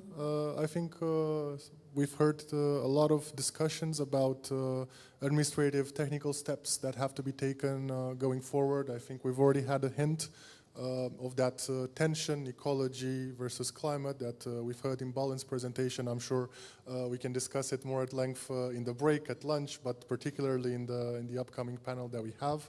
Thank you very much to all the panelists. Thank you to Paula for giving us the Commission perspectives, and also to Anca Maria Balint for giving us the national perspectives, and also for being open to taking input, to highlighting a bit how the RENewLand project has contributed to our work, in Romania, very much a part of why that memorandum exists. In all the other countries, it's a matter of the data information and is being used.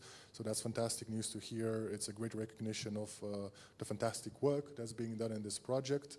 Until its completion, we want to continue to be involved in this process. So thank you very much for taking the time and for all the answers. You want to say a final word? Thank you. I will take the advantage and of the opportunity to thank you that you are alongside us in this process, and you are making available the experience and the expertise for this. Thank you. Fantastic. Thanks a lot for that. We have a short coffee break until 11:30, and then we have a final very interesting panel starting at 11:30 sharp, so please be back in the room for that. Thanks. Yeah, sorry, for the online participants, that's 11:30 Romania time.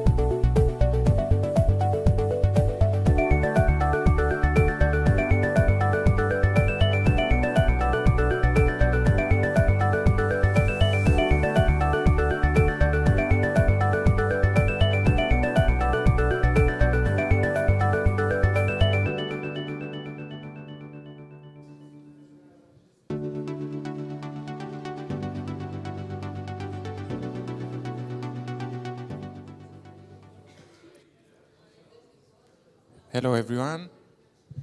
So, to the guests in here, please place your seats. We are going to start in less than 1 minute.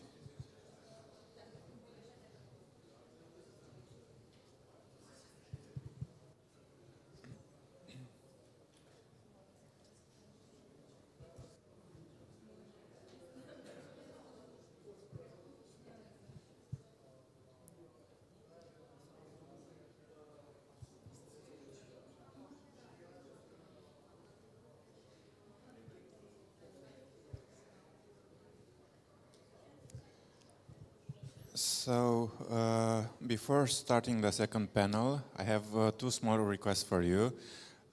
First of all, in order to be a bit more ecological, please, when this event is going to end, please return your badges. We want to reuse it for future events, so you can leave it just at the end of the event. Secondly, after the panel is going to end, we are going to have an hour for lunch. So if you would like to stay and talk a bit more and discuss and so on, so you are invited to also to a lunch. I believe we can start the panel. I'm going to introduce Adam Harmat on behalf of WWF-CE. He's going to be the moderator of this panel. Adam, you have the floor. Thank you so much, Mia.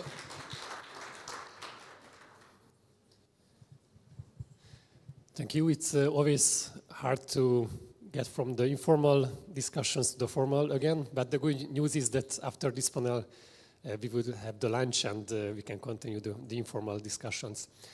So I would like to call to the floor our panelists.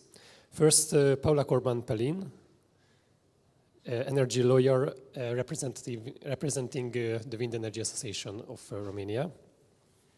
Then Brigitta Lengyel, Natura 2000 expert of the Ministry of Agriculture, Hungary. Then we also have Marius Nistorescu, CEO of EPC Environmental Consultancy.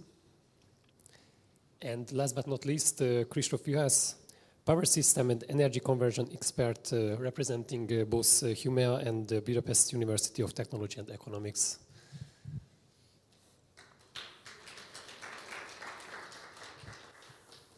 Welcome and many thanks for accepting our invitation. Just a very short introduction from my side. 52.2 gigawatts of additional wind and solar capacity. That's what I calculated comparing the 2023 figures and the latest NECP numbers of the three countries, so Bulgaria, Romania, and Hungary. It means a lot compared to the current capacities, but I also made a quick calculation of the needed land which approximately needed for this hosting this additional capacity, which is around less than 1%, which means that it's not impossible, but it also means that if we are not doing well this acceleration area designation, it can cause a lot of negative impact, but if we are doing good, it can be done in a way that it's really not causing any significant environmental and both social negative impact. Here in this panel, we have representatives of the different aspects. We all experience that this topic is really holistic and we need different views to be able to have a result which I believe this is our aim, is acceptable for everyone. So first, we would explore the technological side. So I would turn first to Paula. And my first question would be addressing the big elephant in the room, the grid issue. We already heard it from the representative of the Ministry of Energy in Hungary that it's also an issue there. It's also an issue, I believe, everywhere. And when once we will have the acceleration areas, then we have to make a choice and really see that what are the existing grid connection points and where should be in the future? So how you see this problem already, and what kind of challenges you see in the future? Thank you very much, Adam. And I would like to first thank you, EPG, for the invitation to be here. I believe that these kind of discussions are very, very important to have, and all the stakeholders will need to be at the table. Maybe few words about myself. So I'm a lawyer as formation, so I had the chance to work in the last 20 years with the industry in many projects, but also with the policy makers in designing policies for the renewables. The recent work under EBRD technical consultancy with the Republic of Moldova in designing RES auctions. But I am today representing the Romanian Wind Energy Association, where I'm honored to lead the regulatory working group. And this is the quality in which I'm today present. Grid, yeah, the elephant in the room.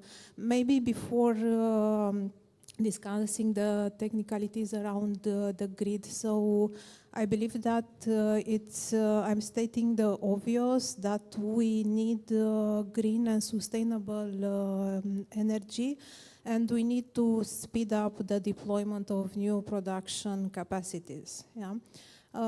Obviously, in designing and mapping and designing the acceleration areas, this is not an easy conversation, and there are a lot of absolutely legit interests that need to be considered.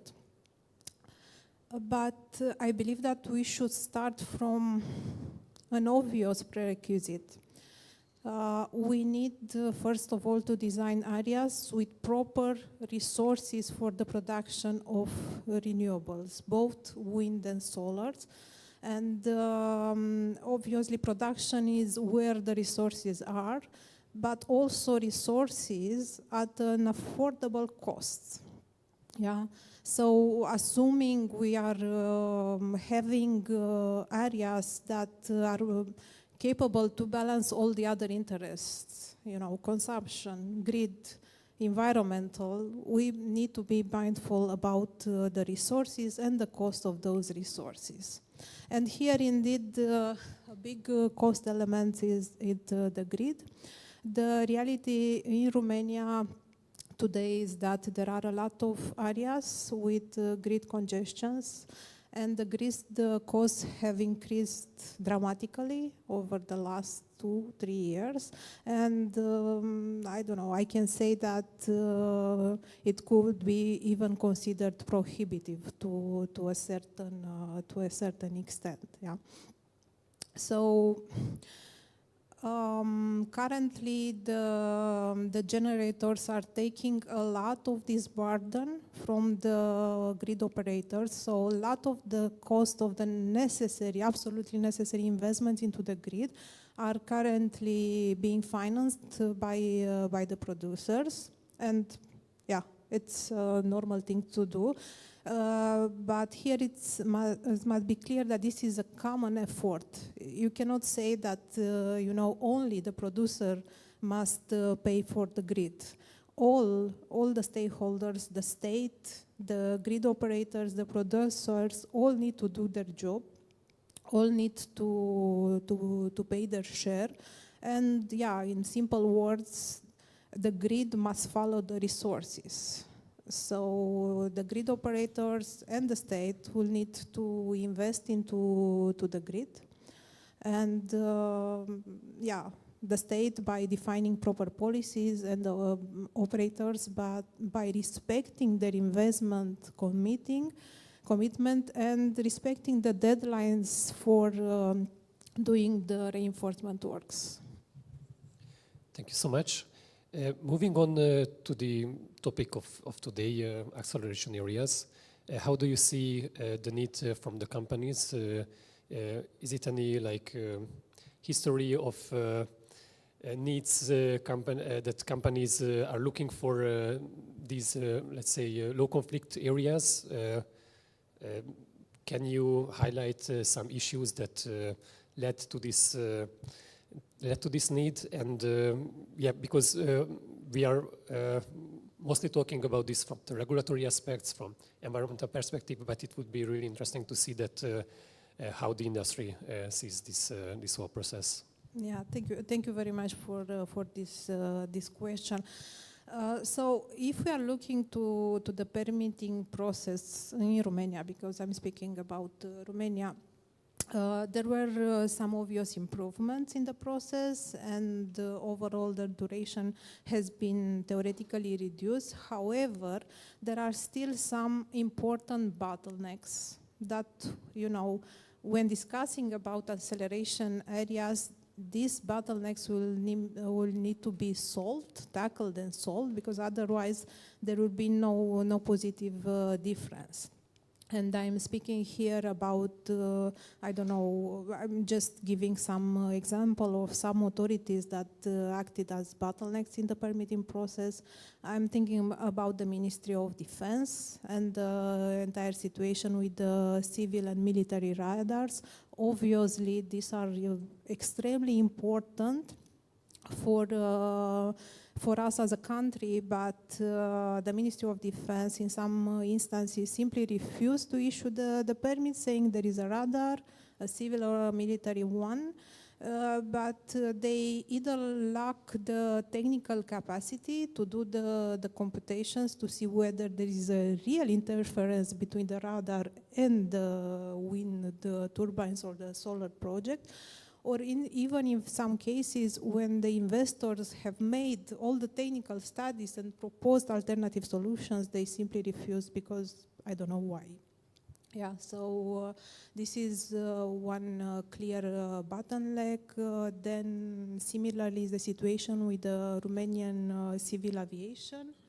They are also refusing to grant permits on artificial grounds, some, I don't know, projects that will never be done. The Ministry of Agriculture for a long time in Romania has refused to accept that, you know, the dual use of land for both production of electricity and food, it has a lot of obvious advantages and has blocked this development. So, yeah.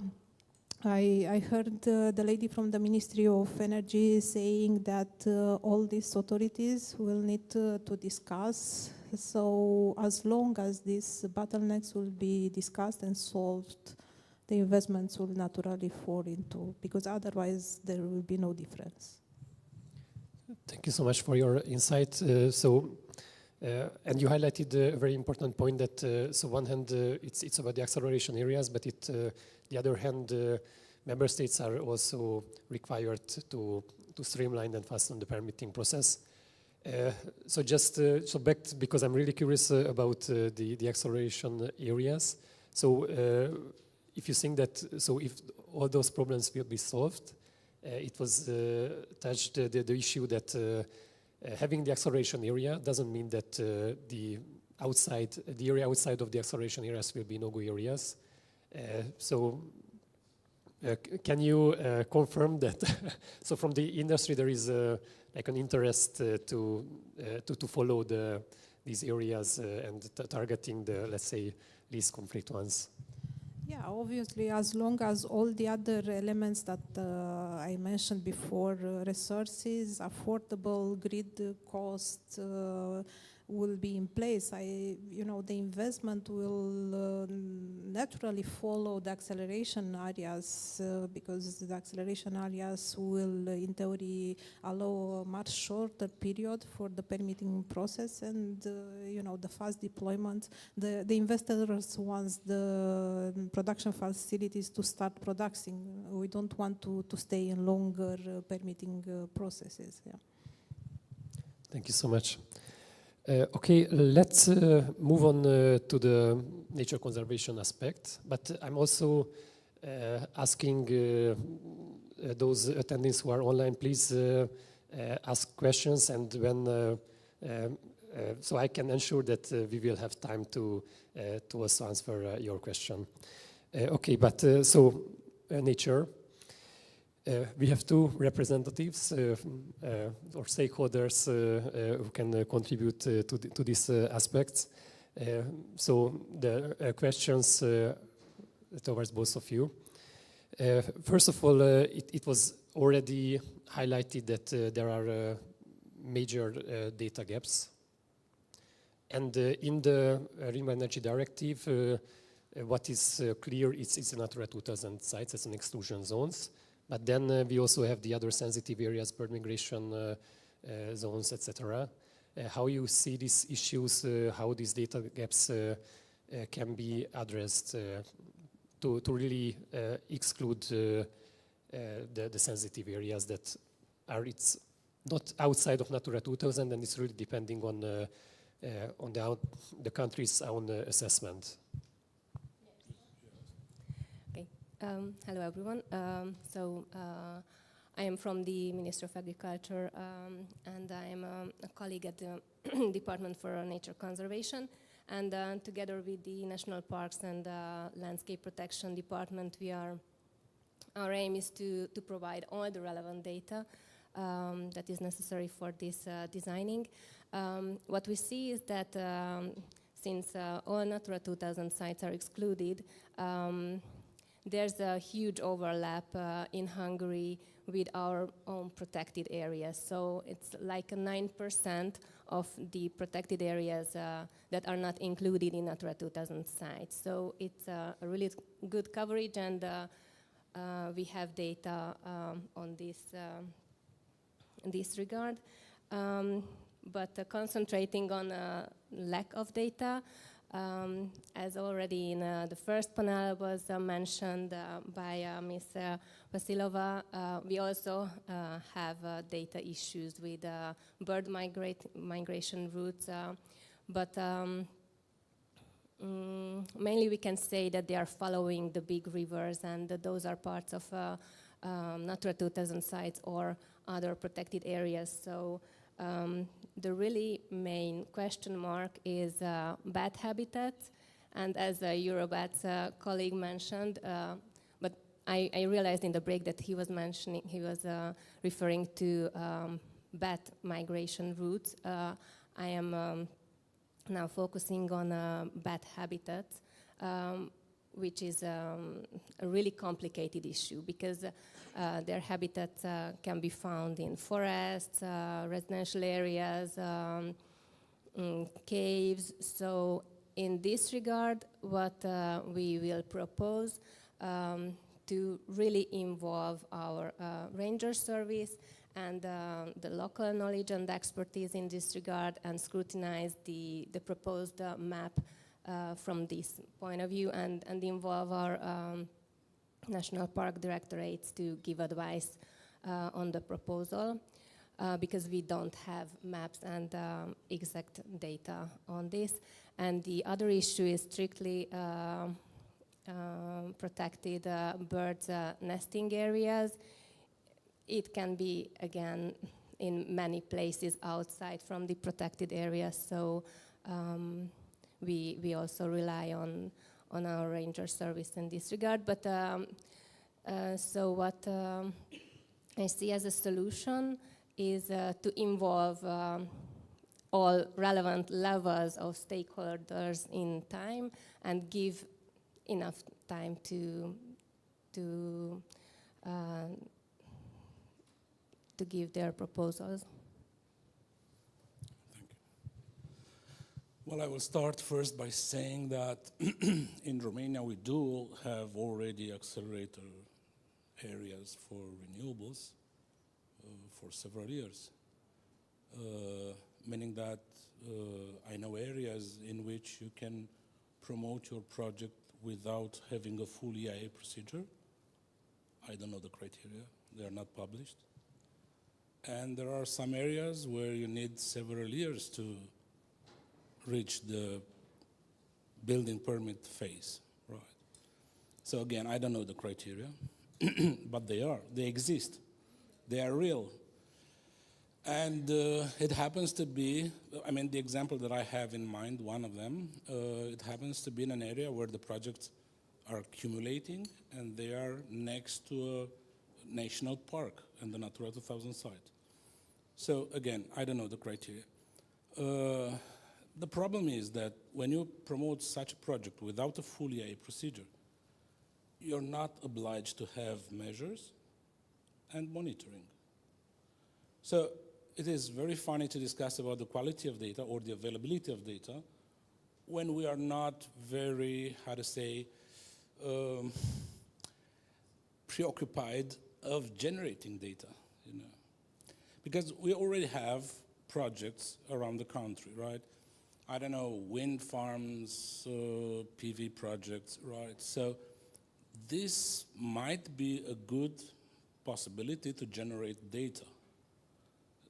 But you need to have an audit on their monitoring programs, if they are compatible or not, who's doing what are they doing with the data, because they are not in the public domain anyway.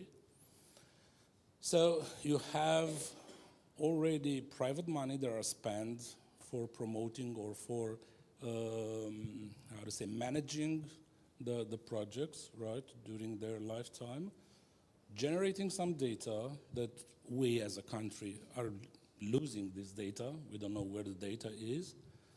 And probably when we will be in the zero position to start the acceleration areas, we will start collecting data from zero, because there is some data somewhere, nobody has it, nobody can use it. Somebody have some pieces, but they cannot put together with the rest of the pieces. We need a real strategic environmental assessment. But how to say real, and this is an important difference. I mean, we already had strategic environmental assessment on this subject. Some of them are good, some of them are not so good. But the idea is, what data are you using in these strategic assessments? Because I don't believe in any of the data that are published on the monitoring for the wind farm projects. I'm a fan of renewables, but I don't believe it. We have a national registry for accidental killings, right? I don't know right now, I didn't look on it because I don't believe in this instrument. But I remember last time I looked there was only one wind farm reporting casualties. So how can you assess the situation? You cannot assess even for the region. How do you hope to have a national image when among all the functioning wind farms, again, this was probably 10 years ago, I don't remember, but you had data from only one wind farm. And the conclusion was that that was the only farm having problems. Because the rest of the wind farms were reporting zero incidents. So you have, again, another problem with, questioning the quality of the data. We don't have all the data, and the data we have, we need to question if it's good or not, if we can use it or not. Personally, I will start from zero, and as I said, auditing the schemes, the monitoring programs that every wind farm has, trying to understand, we spend hundreds of millions of euro on mapping habitats and species for Natura 2000. We don't need hundreds of millions of euro to start this process, but we need to reset this kind of baseline data. We need to go on the field and see how the monitoring is done. Is that data trusted or not, to be trusted or not? Should we think of another solution to do it? And you don't need to do it turbine by turbine. You need to set exactly representative points in which you want to reassess, because we have turbines in functioning. We have bats and birds dying every day. We just need to know how to collect it and how to put this data together. And one more thing, I hope it's not taking too long. I was just thinking of giving you an example to understand this more easily. And I will provide you with an example of a project we had a few time ago. So there was a small Natura 2000 site, very small. All around it, it's full of projects for wind farms, right? But in that Natura 2000 site, we have several birds which are protected. One of the species has only one individual, right? One individual. You know what that means? That means because that species is usually flying like 15 kilometers per day, right? So in a buffer area of 15 kilometers, every project that is proposed should be considered as having a significant impact, right? Because we do all sorts of modeling and calculations, and we find out that our project has only 0.0 something risk for collision, right? But if you kill 0.0 something of one individual, it's still one individual dead, right? So the lifetime of a project is usually 20, 25, 30 years, right? So how do we manage that? And to answer to your question, the approach should not be from each project perspective, but from the cumulative, should be a cumulative approach and should be a cumulative solution to this, because in the end, what you want to protect, what you are obliged by the law to protect is that one individual living there, and in the same time, you want to make sure that all the wind farms are functioning without major limitations. But if you leave each park to address this problem, this issue, each of them will spend hundreds or millions of euros to avoid collision with that only individual, right? And we are now in 2025, we can stick something that is that small on the back of that bird to see where it flies. And then we will know how it stands, which project may have an impact, which project should implement some measures or not. But I felt like we are tens of years from that moment, or every time we are in the zero moment, you know, because we cannot rely on the data we have. And yeah, sorry for taking so long.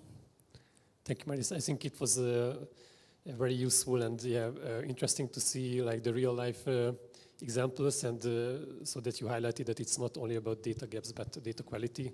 And just to highlight the issue that you mentioned at the beginning, that so there are sort of go-to area in Romania, but you are not aware of the process, but probably you didn't have the microphone, but you also said that even the industry are not aware of the process, so it's, I assume it also a sign of lack of transparency, which is also really needed. Okay, we already talked about areas outside of acceleration areas, and it's not meaning that it's a no-go area. But I'm curious whether you have any kind of existing legislation which prohibit investments in the most high-risk areas, or do you think that it's still a gap that has to be addressed after the acceleration areas will be designated? In Hungary, we have a national ecological network, and it has a corridor zone and a core area zone, and in this regard we have act on spatial planning that prohibits the power plant installation. There are at least three issues to be said, and I'm speaking only for Romania. One is that for the moment, there is no clear limitation in our legislation that you are not allowed to build somewhere. Actually, the whole idea beside Natura 2000 is that you are allowed to do anything if you do it properly, meaning that you can destroy the last piece of the most protected habitat on Europe, right? If you have it, you can destroy it. But you need to compensate for that. And that is not easy, because you need to recreate the habitat somewhere else, right? Do you think it's possible at all? Everything is possible in Natura 2000 if you do it right. Usually people are trying to lie about it, meaning that they don't see the habitat. There is no habitat, right? And then you have the NGOs coming and they say, look, this is the habitat that you need to protect or to avoid, right? So it might take years for them to see the habitat, right? So if you do the things right, like seeing, assessing, finding solutions, there is always a solution. So theoretically, no one can tell you you are not allowed to do it, theoretically. Because besides the legislation, we have management plans for Natura 2000. And in some of the management plans, the elaborators, I don't know, the people that generated the management plan put some measures. And in some of them, you might find a measure like this. You're not allowed to build any new turbines 3 kilometers away from the Natura 2000 site limit. So these, as you see, they also impose some limitations outside Natura 2000, right? But it's difficult, and it depends, because some of these plans have a time limit. Some of them already expired. We don't know if they are viable anymore, or if they are in force, or what. So it's quite, how to say, I cannot tell you that this is a rule. It might be that the management plan is in force and this measure applies, or today, and it might be that in 6 months from now it will be expired. So again, it's nothing very clear set. And the third issue, at least to be said, is that I know that right now it's a project, and it should be probably ending this year, of designing some areas of, how should I call it, a sort of no-go areas inside Natura 2000, right? Okay. But I don't know exactly what no-go means there. And to add to that, if it's possible, I can give you another example. We had a project. It will not take too much. So we have a client, and the client comes to us and says, we need a good study. Can you do it? Of course, let's do it. The project was already permitted, and it already has an EIA report. The EIA report said there is no protected species on the site, so you can go and do the project without any measure, without any monitoring. The environmental agency said, it's okay, let's do it. But the client had some doubts and said, can you check for us if this is okay? I need you to check to make sure and give us this, how to say, certitude that it's okay. First time we went on the site, we almost stepped on a protected species. Yes, and it was too early in the spring. Then when we go second time, there were 2 and 3 and 4 and 5 protected species. The area was not inside Natura 2000. It was somewhere in an area full of agricultural land, and that was the last piece of grassland remaining in the area. But that was not the biggest problem. The biggest problem was that following an EU project, an artificial nest for a very rare bird was placed somewhere in the vicinity. And the question for us was, is that last piece of grassland, the last meal for that bird.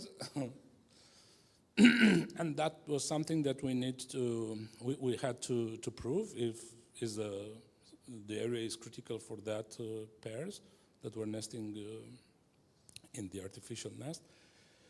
So you might be totally outside Natura 2000, tens of kilometers away from Natura 2000, from any limitation or whatever, and you still can be in a difficult position, or to be in the position, having the official acceptance, to have an impact on strictly protected species.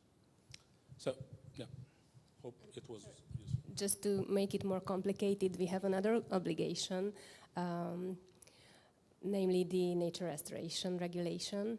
And so until 2026, 1st of September 2026, we have to prepare a first draft of our national restoration plan, which means we should be able to identify those areas where we would like to restore the currently not existing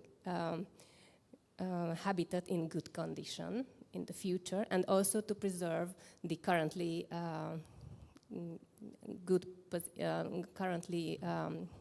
so the habitats that are in good position currently. So I think it makes it more complicated when we are thinking about this designation, because around the Natura 2000 sites, for example, it's not enough just to leave a buffer zone, but think ahead, think about this other obligation as well.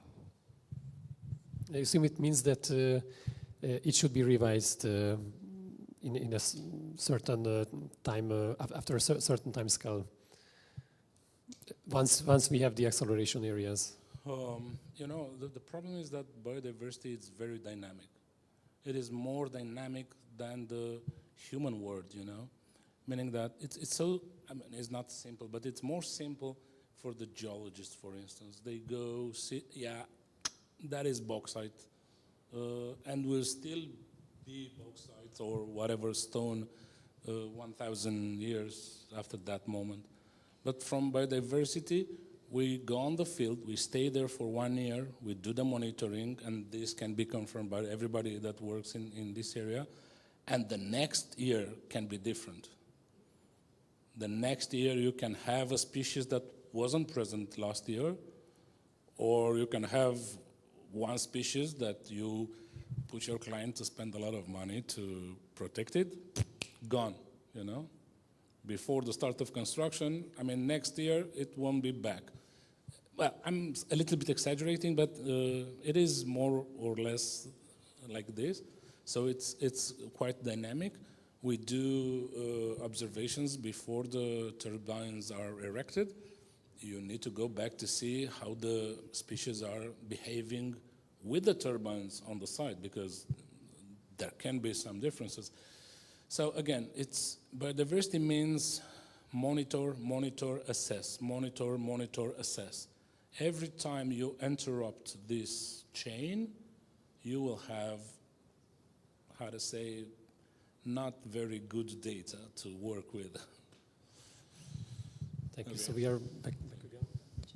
Just a second. Also, from the industry perspective, the example that you gave with your client that made a private assessment is not a singular one, and I think we have worked together in some other projects where you know, the industry is also responsible, and there are a lot of money that have been spent in private assessments, and exactly. It's a process that the industry is constantly doing in the responsible way. So indeed, it's also need to be correlated with the data that the authorities have, but the industry, I think it's playing its role.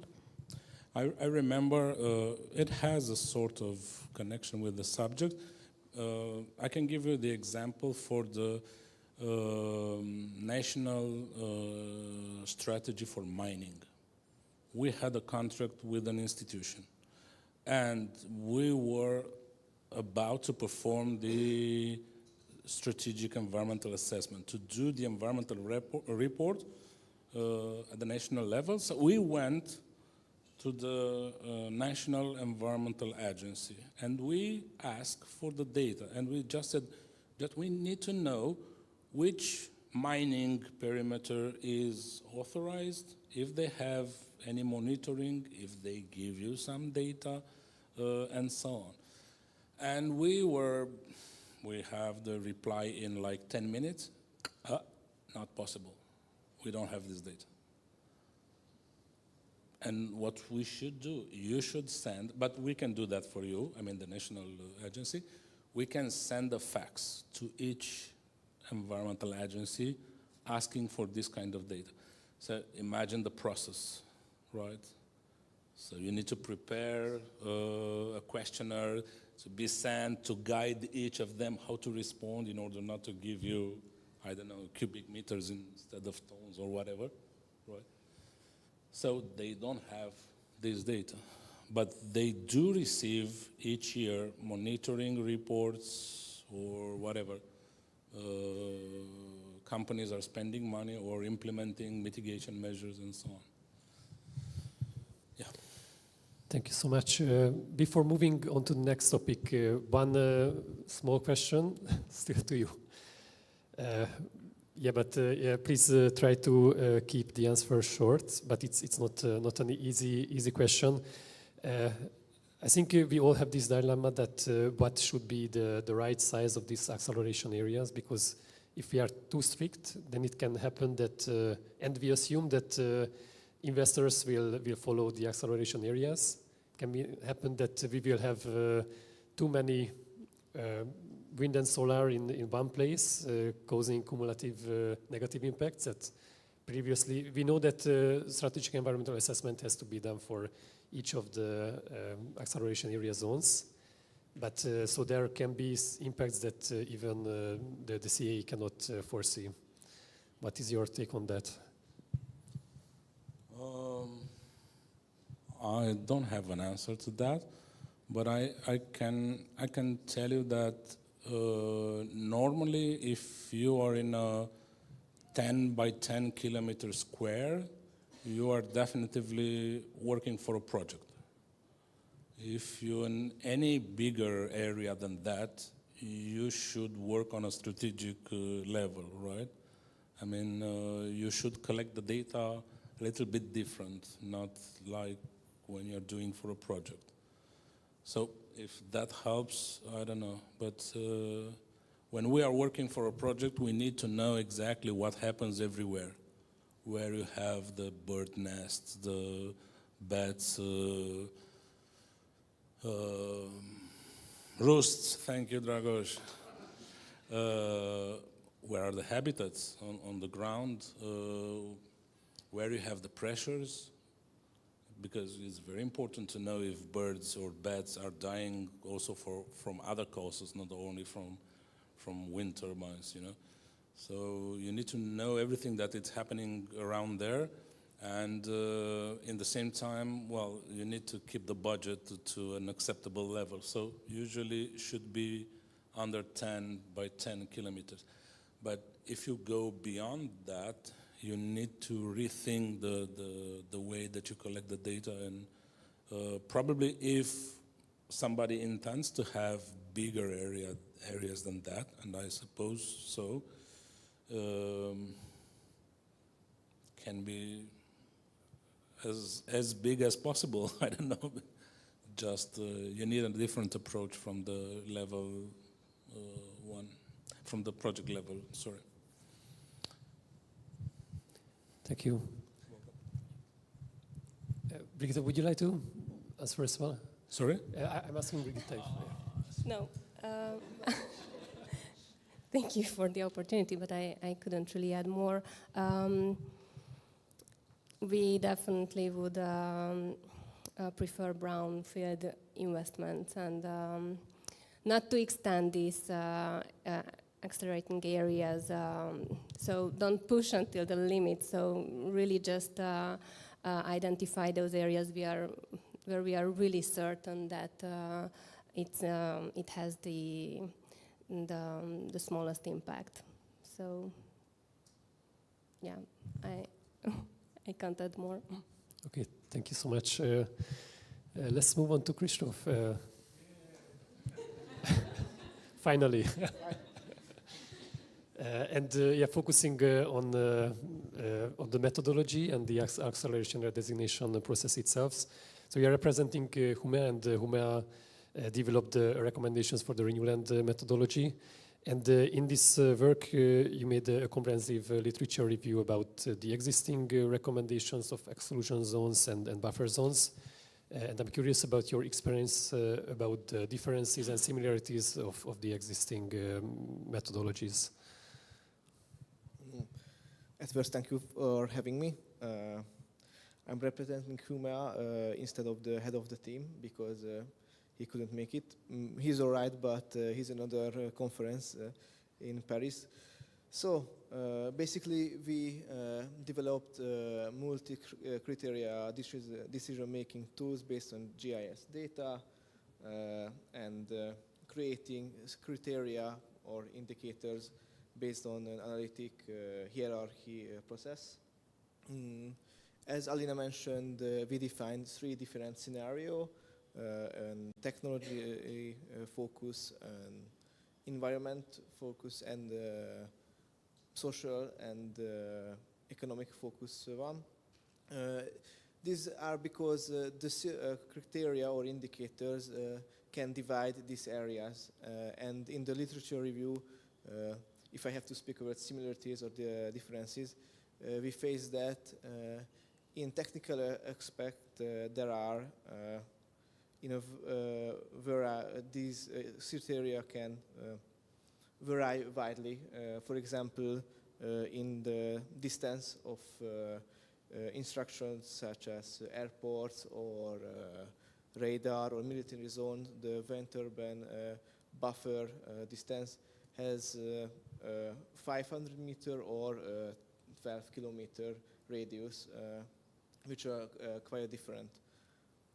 And maybe we can say that if we want to make this acceleration, we should uniform this European regulation and make decisions in these problematic areas.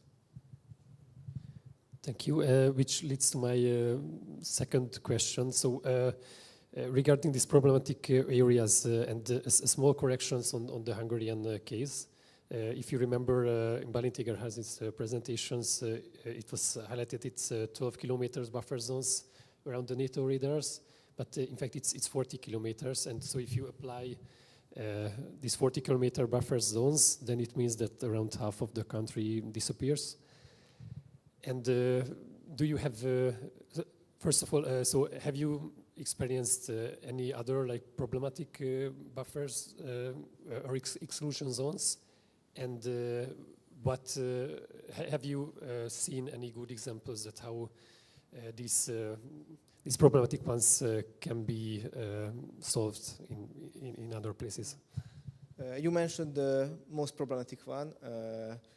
As far as I know, we connected to the Ministry of Defense to talk about this 40-kilometer distance, which is really huge, and they were really strict. They want this distance because the wind turbine can cause problem the operation of communication and navigation system based on the reflection and maybe the Doppler shift effects.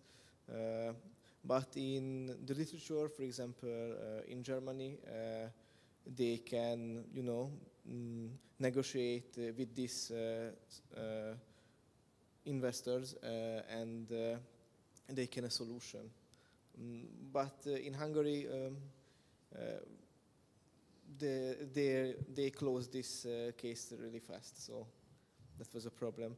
And you mentioned another interesting things, for example, landscape protection and cultural heritage areas.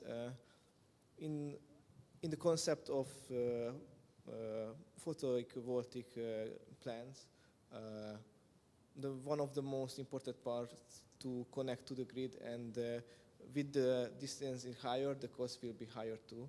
And it is interesting because the connection points usually near to the settlements where these cultural heritage are. So it could be a problem too, but we will solve it, I'm sure. Thank you so much. So far we discussed mainly the technical perspective, legal and environmental ones, but we haven't touched on the social perspective, which is at least equally important. I have two questions regarding this to all of you. So what do you think how the social dimension can be included in this designation process itself? Making connections with the social dimensions and the designation of acceleration areas. And the other is more practical, that how it can be ensured that the affected local communities, they are engaged and also communicated them towards a very transparent way. I will start then, if you don't mind. I think local authorities should reach as soon as possible, because they can give us really important data of local relatives. I mean, of course there are plans, but if they can modify it or refine it, and not just with a form or a consultation, but during the planning phase, it would be really nice. I can continue. So from our perspective, there is a social dimension, of course, and no project will be successful if the discussions and the communication with the local communities will not start from the early beginning of a project. So this is a very, very important thing for us, and it's also the legal discussion about the local planning and the data that the local authorities and the local can bring. So without them on board from the very, very start of the project will not be successful. So yes, this is a very important thing to consider. I just would like to add that local knowledge can add to find additional data during planning. For example, a local hill that means a lot emotionally for residents or any other local assets, and it can also can be a time saver during an investment, because the investor won't meet with any obstacles locally, and the transparency is really crucial in this regard, and that means that we should use the local channels to disseminate the draft proposal. So not just put the draft on a web page and say that we really tried, but to use the municipalities' channels or any other ways. I would use a quote from a movie. So just go and talk to people. I mean, we saw all kinds of situations in which people were supporting, they were expecting, they wanted to have the wind farm in their commune, and situations in which they were against the project. And we saw cases in which people split in two and they fought together. Half of them wanted the project, half of them didn't want the project. Or in other situations, many years ago, when they really start the fight, I think with some bullets also, right? Because one of them wanted a project and the others wanted another project that were, how to say, a little overlapping, right? So it is important not to, and this probably is the only area where I feel comfortable to give you an advice. You need to go and talk to people, right? This is what we want to do. Here we want to do it. It will be like that. There will be or not any problems, I don't know. But as more as you are transparent with the people, they tend to feel informed, to feel like they are informed, and to be less interested or, I don't know, certainly less opposing to the project, you know. But if you choose that path when, no, don't do the public debate, don't do the public consultation, don't publish in the newspaper, hide the information, just make a small announcement at the city hall, nobody will see it, and we are okay. No, it's not okay. That is the biggest risk, because when people will find out that you are in the process of implementing the project, there is a risk that they can come and block a project. So, yeah, you need to go and talk to people. Thank you so much. Very important highlights. In a nice company, time is approaching faster than it's in reality. So I'm turning now to the audience. Now you have the chance to ask your questions. I see 2 hands. Please go on.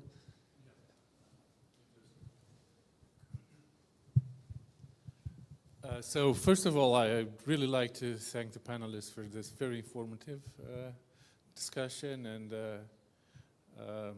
I think maybe Marius was the most colorful. Yeah, paradoxically. So I will follow up a bit on your advice, practical advice, on going out and talking to the communities.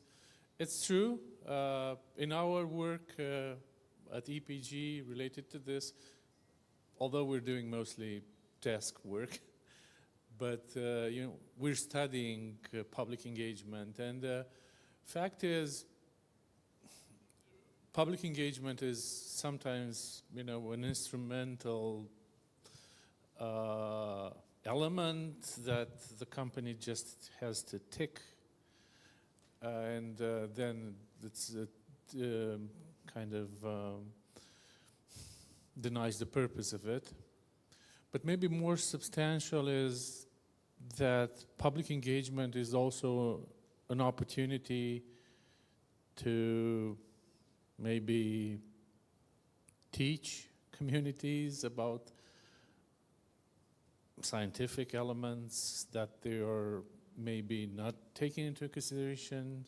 You will oftentimes notice that local communities are already entertaining all sorts of perceptions, distorted risk perceptions. I mean, other than material interests, you know, renting this piece of field, and maybe not so much when we're talking about renewables, but, you know, small nuclear reactors, carbon capture and storage, technologies that kind of worry the imagination. So then this is the theoretical question I'm raising. Is public engagement supposed to be just a sort of anthropological immersion? You just want to read out the minds of the communities, or you're actively trying to engage with them and maybe kind of influence their perceptions? So that's one thing. And about the social benefits, completely off topic, but relevant nonetheless, I think, is the discussion of maybe using differential tariffs for plants in different regions. This is a topic controversial within the, let's say, renewable investors community, but I think it's worthwhile considering because not only can this compensate communities that are directly exposed, but can even attract investments to areas that are rich in natural resources, renewable natural resources, and poor in other respects. So I'll stop at this. Thank you. Would you like to react? Yeah, I just wanted to comment something. We had the chance, sorry, just 1 minute. We had the chance to do that in 2009, I think, or something. At that time was the biggest onshore wind farm on Europe. And we had a chance to go and talk to people from door to door, to everybody, before permitting, after the permitting, and after the construction. And it was a laugh to see how many, I mean, people were scared that the pigeons will fly from the communes. It will be drought, it will be thunders, it will be earthquakes, it will be anything. All the bad things will come to their village, you know. And to compare, same people, 3 years after, I think, they said like, oh, we love it.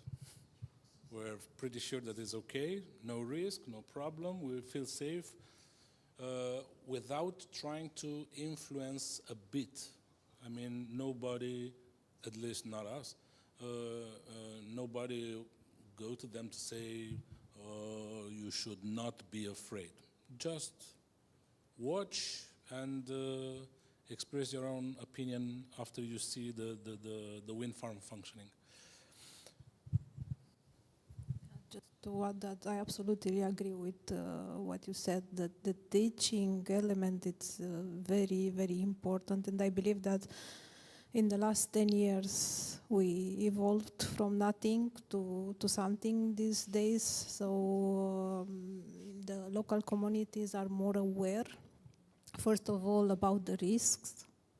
They do now understand the risk at the real value, and then they also understand the advantages that those investments are bringing for their communities, new roads, and a lot of other things that are useful for those local communities. So yeah, absolutely. And the teaching process is not only with the local communities, but also with the authorities, because they also have to learn some things, and yeah, it's an evolving process also in that respect. Thank you. I've seen, yeah, Raina, please. Hi everyone, I'm Raina from WWF Bulgaria, and I also have a question regarding, it's not only toward you, but toward everyone in Zoom and in the room regarding this public engagement and the first steps. And I'm really asking for an advice on how to approach the people and how to actually engage them in the process, because usually, even if you manage to reach them, they just are not interested. This topic is complicated. It sounds sophisticated. It's about the acceleration areas, which is like, well, they don't really understand initially what's the idea behind this. And in general, they're against everything. At least that's the attitude in Bulgaria. But I'm pretty sure that it's the same in Hungary and Romania and most of the Eastern European countries. So how do you manage to catch the attention of those people, to actually explain him what's the idea behind not only the acceleration areas, but the rest development in general, and how you are trying to do it in a, sustainable way, and that no earthquakes and pigeons won't fly away. Yeah, so, toward everyone.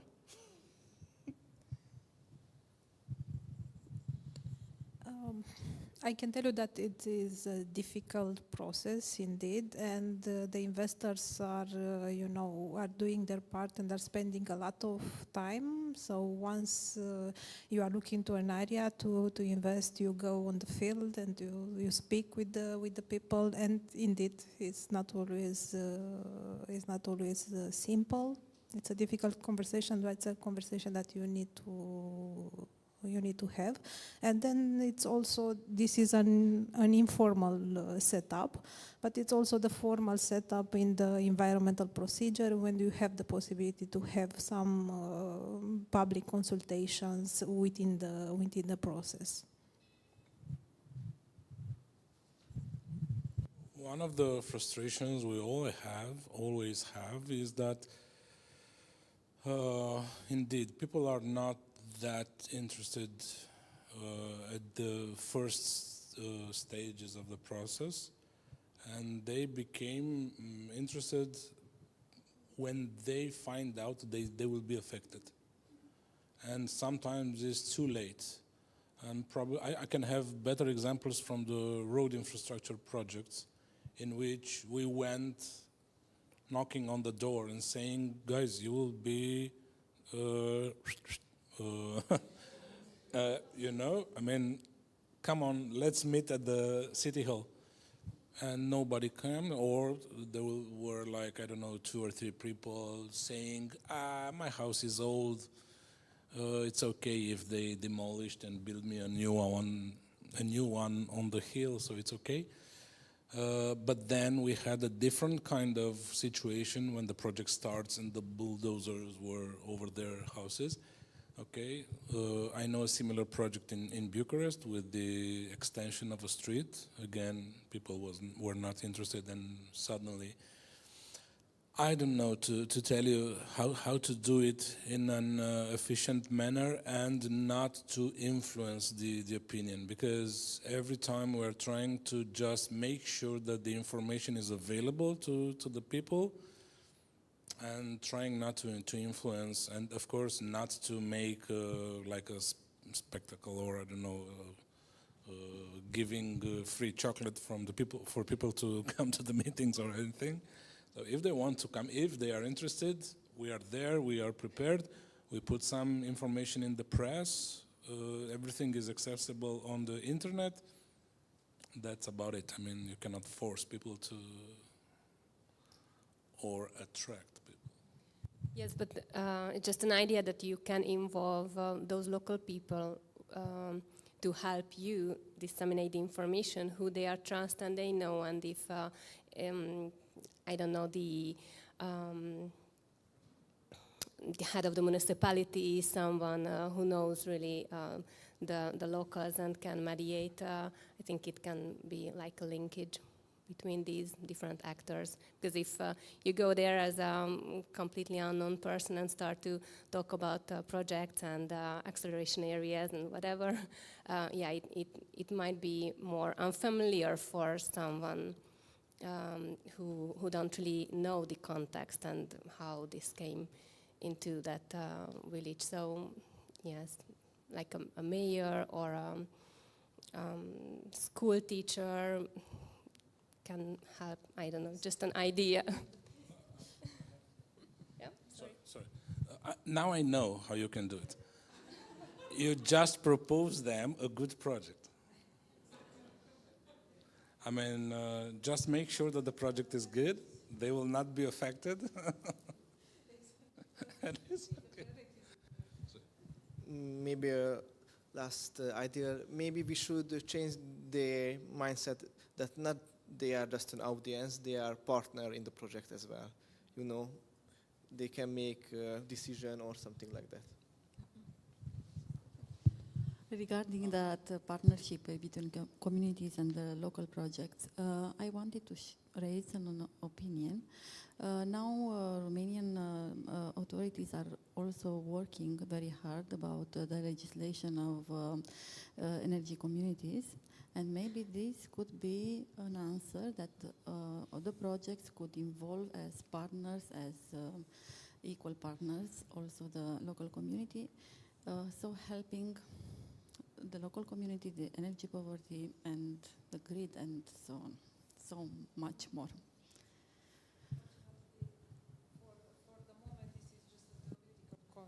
Yes, they are working very hard also. Yeah, I just said that it's a theoretical concept, unfortunately. It's something that must come, but the legislation, it's, you know, it's no substance. We have the concepts, but we have no means to implement them. We have the same problem in Hungary. The last year we are just doing renewable energy society, or same that, and the problem is not just only the regulation factor, it's on the technical factor as well. For example, the network usage pricing, and with the DSO problem, we face many, you know, limitations. So, but we have the plan for them.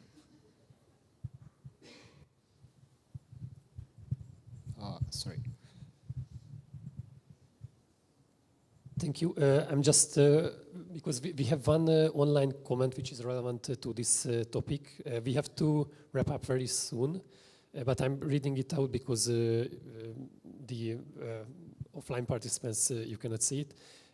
So Flor Berlin from Can Europe, she wrote a good example about a green phone number in Croatia. So communities can ask questions on RES spatial planning, RES projects and potential impacts.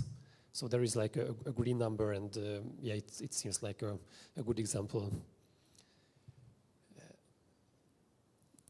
I see one additional hand, but yeah, really the last one. Can I go ahead or not? Yeah, it's all right? Yes, but please yeah. Keep it short. Marius, thank you so much for what you said. You summed up everything that needed to be said. That's why you were my boss for 10 years. So, but we are developing this methodology together with Bulgaria to do mapping for bats and how they migrate, so it's ongoing. The great data will be soon, but not in time for this project. And my other question, very important question is, this happened in Germany. This project happened in Germany. And sadly, the wind farms there, which were heavily regulated, right now are almost non-regulated after this project has implemented. You pointed out that with this project, maybe we can regulate what we have here, which is not very good regulated. What do you think? Can we actually get a very good deal out of this for biodiversity? Can we steer this direction of this project? And something which you wanted to steer in your conversation, I don't think people actually went up on it. Can we do it smart? This one, yeah. Can we do it smart? And can we do it better for biodiversity than it is already? You know, by helping also the wind farm developers go faster, and also for us to actually see what's happening there. Do you think it's possible? Yeah, because I'm involved in the project, so if you allow me, I would answer first. So I think the most important thing is that we did our best to really integrate all of the approaches. Obviously, we cannot solve all the issues with the data gaps and data quality, but in terms of like really integrate all the different views, I think we will have a good consensus on that one. So I'm obviously there is no like perfect solutions, but something which is acceptable. I think it's doable, and this is what we are trying to achieve.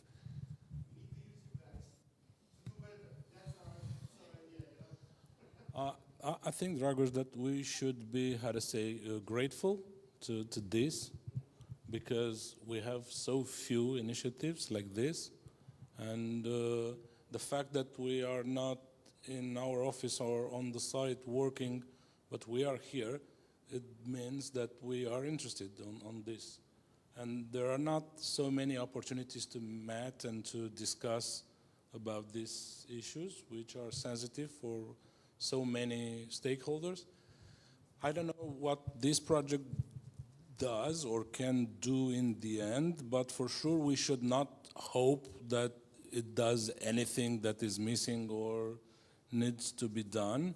But for sure, I see that people are very open and we can propose.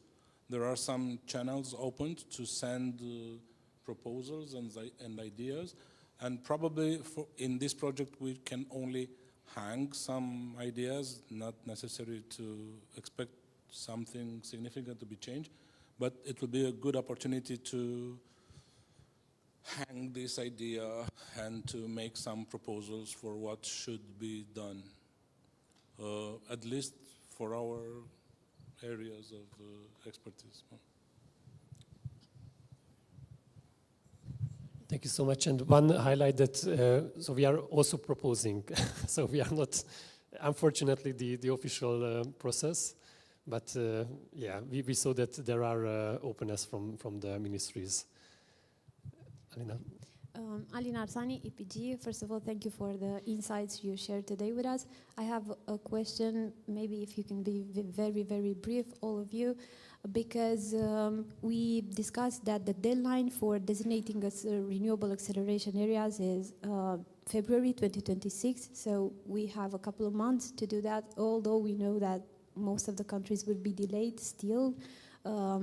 There is a specific deadline for that. And what do you think are the key elements to balance the dynamic of the biodiversity, the interest of investors, so technical aspect that should be taken into consideration, and the limited time to do a proper stakeholder engagement at local level, because in a couple of few months you cannot go door to door and ask each community, what is your perspective on developing a onshore wind farm here or not?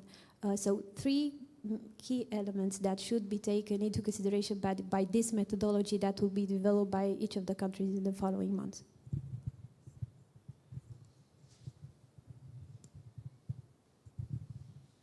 You can be the first.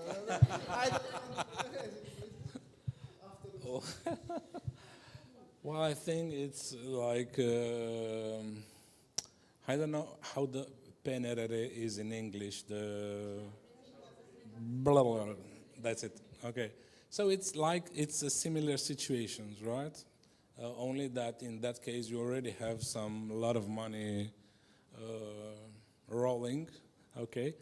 Well, we are, at least in Romania, we are in a country where officially we don't know where the ecological corridors are. We don't know exactly how many and where are these habitats and species that we're supposed to protect. We know in some areas, but it's not a finished process.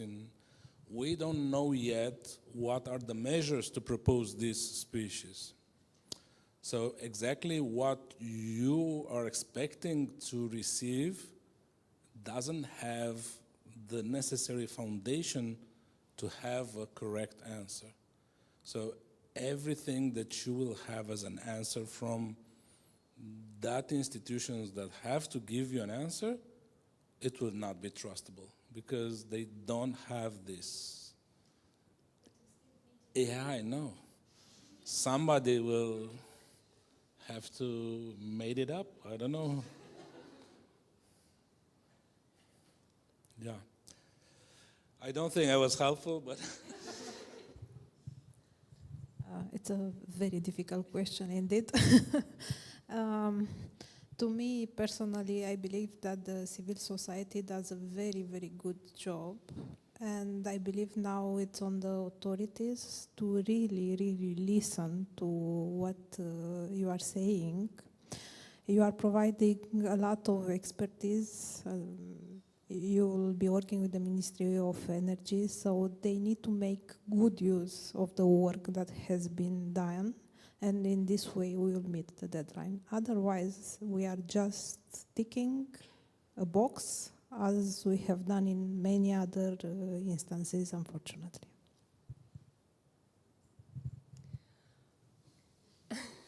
Yeah, it's tricky indeed, and my first thought was that how many more workshops will be in the RENewLand project, or did you plan more than 9? So we are not on the designer side of this act. So the responsible ministry is the Ministry of Energy, but we are really eager to provide them all the data, relevant data we can have and collect, and to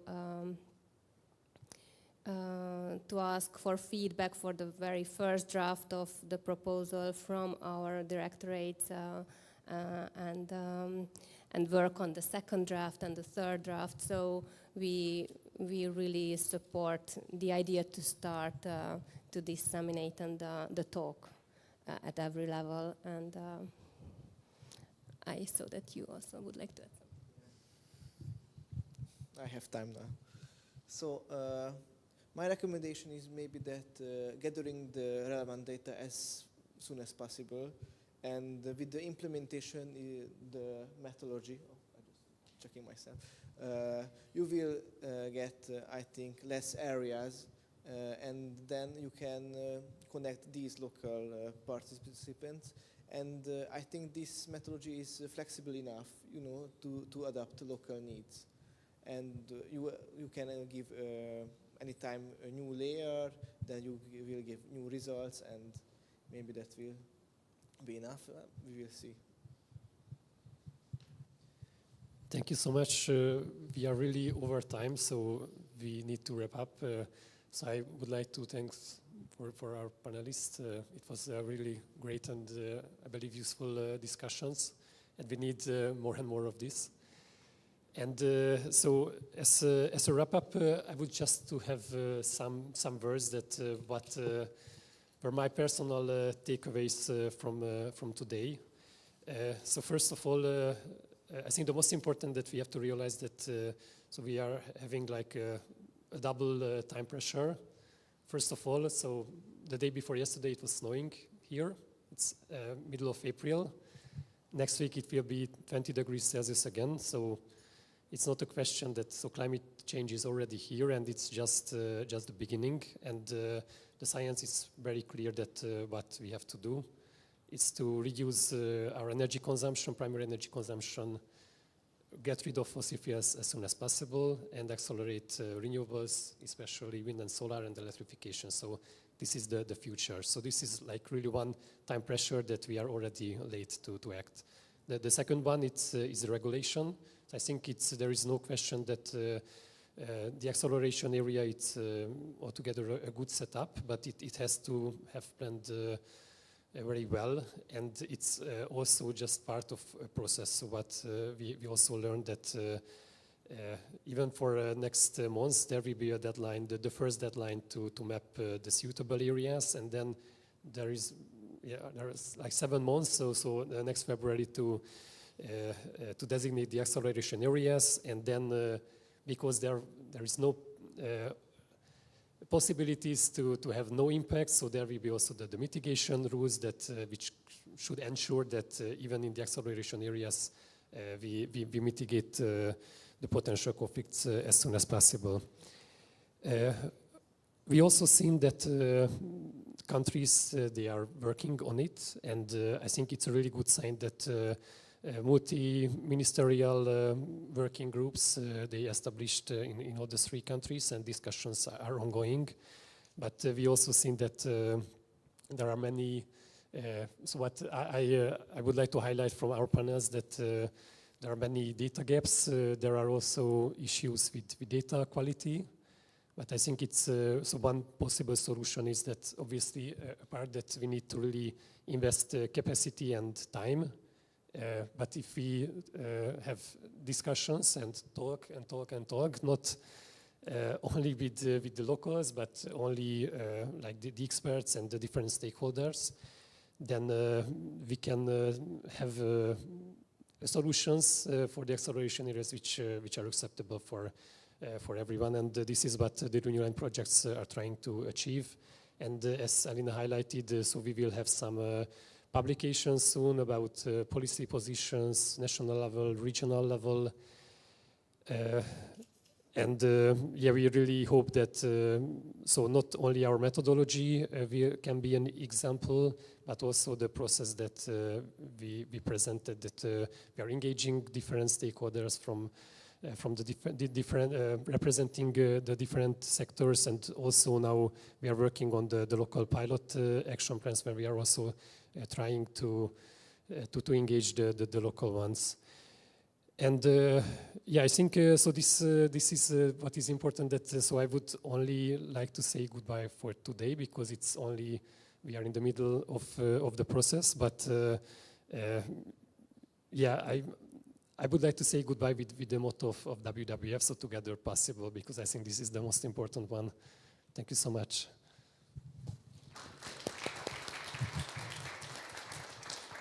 Now, I want to take just another 20 seconds of your time to do a more complete round of thank yous. It's, first of all the panelists for your exquisite jobs today, the moderators, Michna and Adam, also excellent conversations. Probably we haven't emphasized enough that OIKI, the European Climate Initiative, has been financing this complex work, including our being today together in this place. It's a nice venue, you will agree on that. And for that, I also want to thank our support teams on our side at EPG, Ciprian Bogdan, Alex Tremuric, of course, the great work of the technical team here at the hotel. I think you really did a great job today. And the project teams already, so that the members of the research teams that are doing all this day-to-day work of all kinds, you know, reading pieces of European legislation, looking into Excel files, or interacting with the authorities. All that is very valuable. And realizing that this is a challenging endeavor. Indeed, it is, because we are under tremendous time pressure to come up with something relevant for the authorities to implement, whilst we don't have all the relevant data. So we have to make good of what we have, and come out with the best possible replacement of sorts to get going. And then, as you said, monitoring, assessing, monitoring, assessing. All right. So thank you all, everyone. We can agree that we've earned our lunch waiting for us. Thank you.